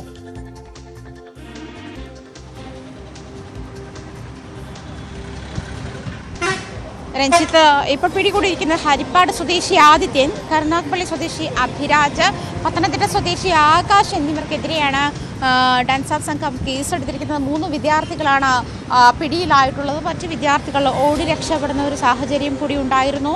എന്തായാലും ഇന്നലെ രാത്രിയോട് തുടങ്ങിയ പരിശോധന ഇന്ന് രാവിലെ 4 മണിയോളം നീണ്ടു. 7 മണിക്കൂർ നീണ്ട പരിശോധനയ്ക്കൊടുവിലാണ് 1.9 കിലോ കഞ്ചാവും മറ്റൊരു മുറിയിൽ നിന്ന് 9 ഗ്രാം കഞ്ചാവും പോലീസിൻ്റെ ഡാൻസ് സംഘത്തിൻ്റെ സംയുക്ത പരിശോധനയിൽ കണ്ടെത്തിയത്. അങ്ങനെയാണ്. എന്തായാലും രഞ്ജിത്ത് സൂചിപ്പിച്ചതുപോലെ നേരത്തെയും ഈ ഹോസ്റ്റലിൽ ഇത്തരം ഉപയോഗങ്ങളുണ്ടായിരുന്നുവെന്ന് പ്രിൻസിപ്പൽ വ്യക്തമാക്കിയിരുന്ന ഒരു സാഹചര്യത്തിൽ ഇത് എത്ര അപകടകരമായിട്ടുള്ള അവസ്ഥയിലേക്ക് തന്നെയാണ് നയിക്കുന്നതെന്നുള്ള കാര്യം വ്യക്തമാകുന്നുണ്ട്. എന്തായാലും വരും ദിവസങ്ങളിലും അല്ലെങ്കിൽ വരും നിമിഷങ്ങളിലും കൂടുതൽ പരിശോധനകൾ ഉണ്ടാകുമെന്നാണ് മനസ്സിലാക്കാൻ കഴിയുന്നത്. ഹോളിയുമായി ബന്ധപ്പെട്ടുള്ള ആഘോഷങ്ങളുടെ ഭാഗമായിട്ടാണ് ഇങ്ങനെ ഈ ഒരു വലിയ പരിശോധന നടക്കുന്നതും അല്ലെങ്കിൽ ഇത്രയും വലിയ എമൗണ്ട് കഞ്ചാവ് പോളിടെക്നിക് ഹോസ്റ്റലിൽ കൊണ്ടുവരുന്നതും എന്നാണ് മനസ്സിലാക്കാൻ കഴിയുന്നത്. 3 വിദ്യാർത്ഥികളാണ് ഇപ്പോൾ പിടിയിലായിട്ടുള്ളത്. ഈ ലഹരി വേട്ടയോടനുബന്ധിച്ച് കൊച്ചിയിൽ പോലീസ് നടത്തി വരുന്ന പരിശോധനയുടെ ഭാഗമായി തന്നെ പരിശോധന ആക്കിയിരിക്കുന്ന ഒരു സാഹചര്യം കൂടിയിട്ട്. ഈ ഒരു പരിശോധനയുടെ ഭാഗമായിട്ട് നിരവധി ഇടങ്ങളിൽ നിന്നും കഞ്ചാവ് അല്ലെങ്കിൽ രാസലഹരി ഉൾപ്പെടെയുള്ള പിടികൂടുന്ന ഒരു സാഹചര്യം കൂടിയുണ്ട്. ഏലൂരിൽ നിന്നും കഞ്ചാവ് പിടികൂടിയെന്നൊരു വാർത്ത കൂടിയുണ്ട്. എന്തായാലും അതിൻ്റെ വിവരങ്ങൾ, എത്ര എമൗണ്ട് കഞ്ചാവാണ് പിടികൂടിയിട്ടുള്ളതെന്നുള്ള വിവരങ്ങൾ വ്യക്തമായിക്കൊണ്ടിരിക്കുന്നേ ഉള്ളൂ. എന്തായാലും ഇന്നലെ രാത്രിയോടുകൂടി തുടങ്ങിയ പരിശോധന ഇന്ന് രാവിലെ 4 മണി വരെ നീണ്ടു എന്നുള്ളതാണ്. അത് രഹസ്യവിവരത്തെ തുടർന്നാണ് ഇത്തരത്തിൽ പോളിടെക്നിക് ഗവൺമെൻറ് ഹോസ്റ്റലിനുള്ളിൽ, മെൻസ് ഹോസ്റ്റലിനുള്ളിൽ ഈ പരിശോധന നടത്തുന്നതും ഈ കഞ്ചാവ് ശേഖരം കണ്ടെത്തുന്ന ഒരു സാഹചര്യത്തിലേക്ക് എത്തിയത്. വലിയ എമൗണ്ട് കഞ്ചാവാണ് പിടികൂടിയിട്ടുള്ളത്. ഈ ഒരു 2 കിലോ എന്ന് പറയുമ്പോൾ ആ ഹോസ്റ്റലിലെ എത്ര ആളുകൾ അതിന് അടിമയാണ് അല്ലെങ്കിൽ ലഹരിക്ക് അടിമയാണ് എന്നുള്ള ഒരു ആശങ്ക കൂടി മുന്നോട്ട് വയ്ക്കുന്നുണ്ട് പോലീസ്. കാരണം ഇത്ര വലിയ ഒരു എമൗണ്ട് പിടികൂടുക, അത് ഹോസ്റ്റൽ പോലെയുള്ള ഒരു സാഹചര്യത്തിൽ എന്നുള്ള കാര്യം കൂടി വ്യക്തമാകുന്നുണ്ട്. നമ്മളിപ്പോൾ ഉള്ളത് കളമശ്ശേരി പോളിടെക്നിക് കോളേജിന് മുന്നിലാണുള്ളത്. എന്തായാലും വരും നിമിഷങ്ങളിൽ തന്നെ കൂടുതൽ വിവരങ്ങൾ വ്യക്തമാകുമെന്നാണ് മനസ്സിലാക്കാൻ കഴിയുന്നത്. ആജ്ഞ രവീന്ദ്രനാണ് വിവരങ്ങൾ പങ്കുവെക്കുന്നത്. കൂടുതൽ വിവരങ്ങൾ നമുക്ക് ലഭ്യമാകുമെന്ന് കരുതാം. 3 പേരാണ് ഇപ്പോൾ പ്രതികളായുള്ളത്. കൂടുതൽ പേർക്കായുള്ള അന്വേഷണം തുടരുന്നു. കൂടുതൽ വാർത്തകളും വിശേഷങ്ങളും പങ്കുവെക്കും ന്യൂസ് 18-ലൂടെ. വരും ബുള്ളറ്റിനുകളിൽ രാവിലെ പൂർണ്ണമാകുന്നു. എല്ലാ പ്രേക്ഷകർക്കും ഒരു നല്ല ദിവസം കൂടി ആശംസിക്കുന്നു. നമസ്കാരം.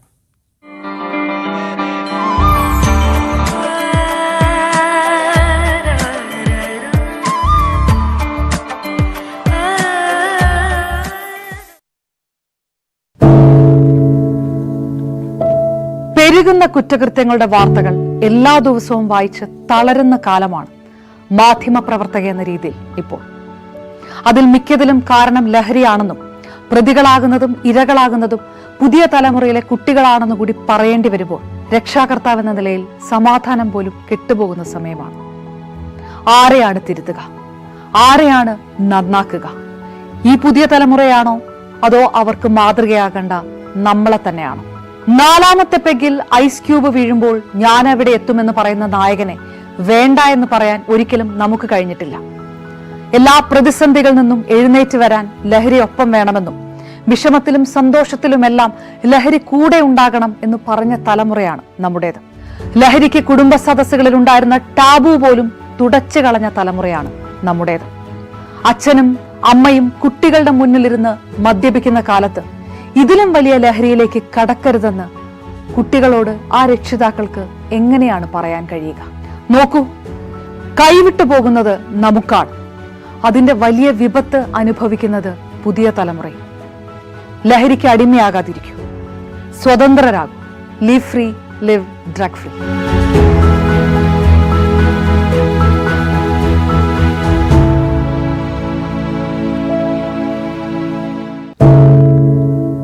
എന്തുപറ്റി നമ്മുടെ നാടിന് എന്ന് ചോദിച്ചു പോകുന്ന കാര്യങ്ങളാണ് ഇപ്പോൾ സംഭവിക്കുന്നത്.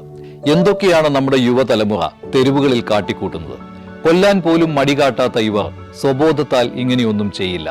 നാടിന്റെ അഭിമാനമായി വളരേണ്ട യുവത്വത്തെ ഇങ്ങനെ പോകാൻ അനുവദിച്ചുകൂടാ. നമ്മൾ ഓരോരുത്തരും മാതാപിതാക്കൾ കൂടിയാണ്. നേർവഴിക്ക് നടത്താൻ, തെറ്റുകൾ പറഞ്ഞു മനസ്സിലാക്കാൻ നമുക്ക് കഴിയണം. ഇപ്പോഴത്തെ അക്രമ സംഭവങ്ങളിൽ 99% ലഹരിയുടെ, പ്രത്യേകിച്ച് ഗുരുതരമായ ആരോഗ്യ പ്രശ്നങ്ങളിലേക്ക് കൊണ്ടുവന്നെത്തിക്കുന്ന ഡ്രഗ്സിന്റെ ഉപയോഗമുണ്ടെന്ന് മനസ്സിലാക്കിയിട്ടുണ്ട്.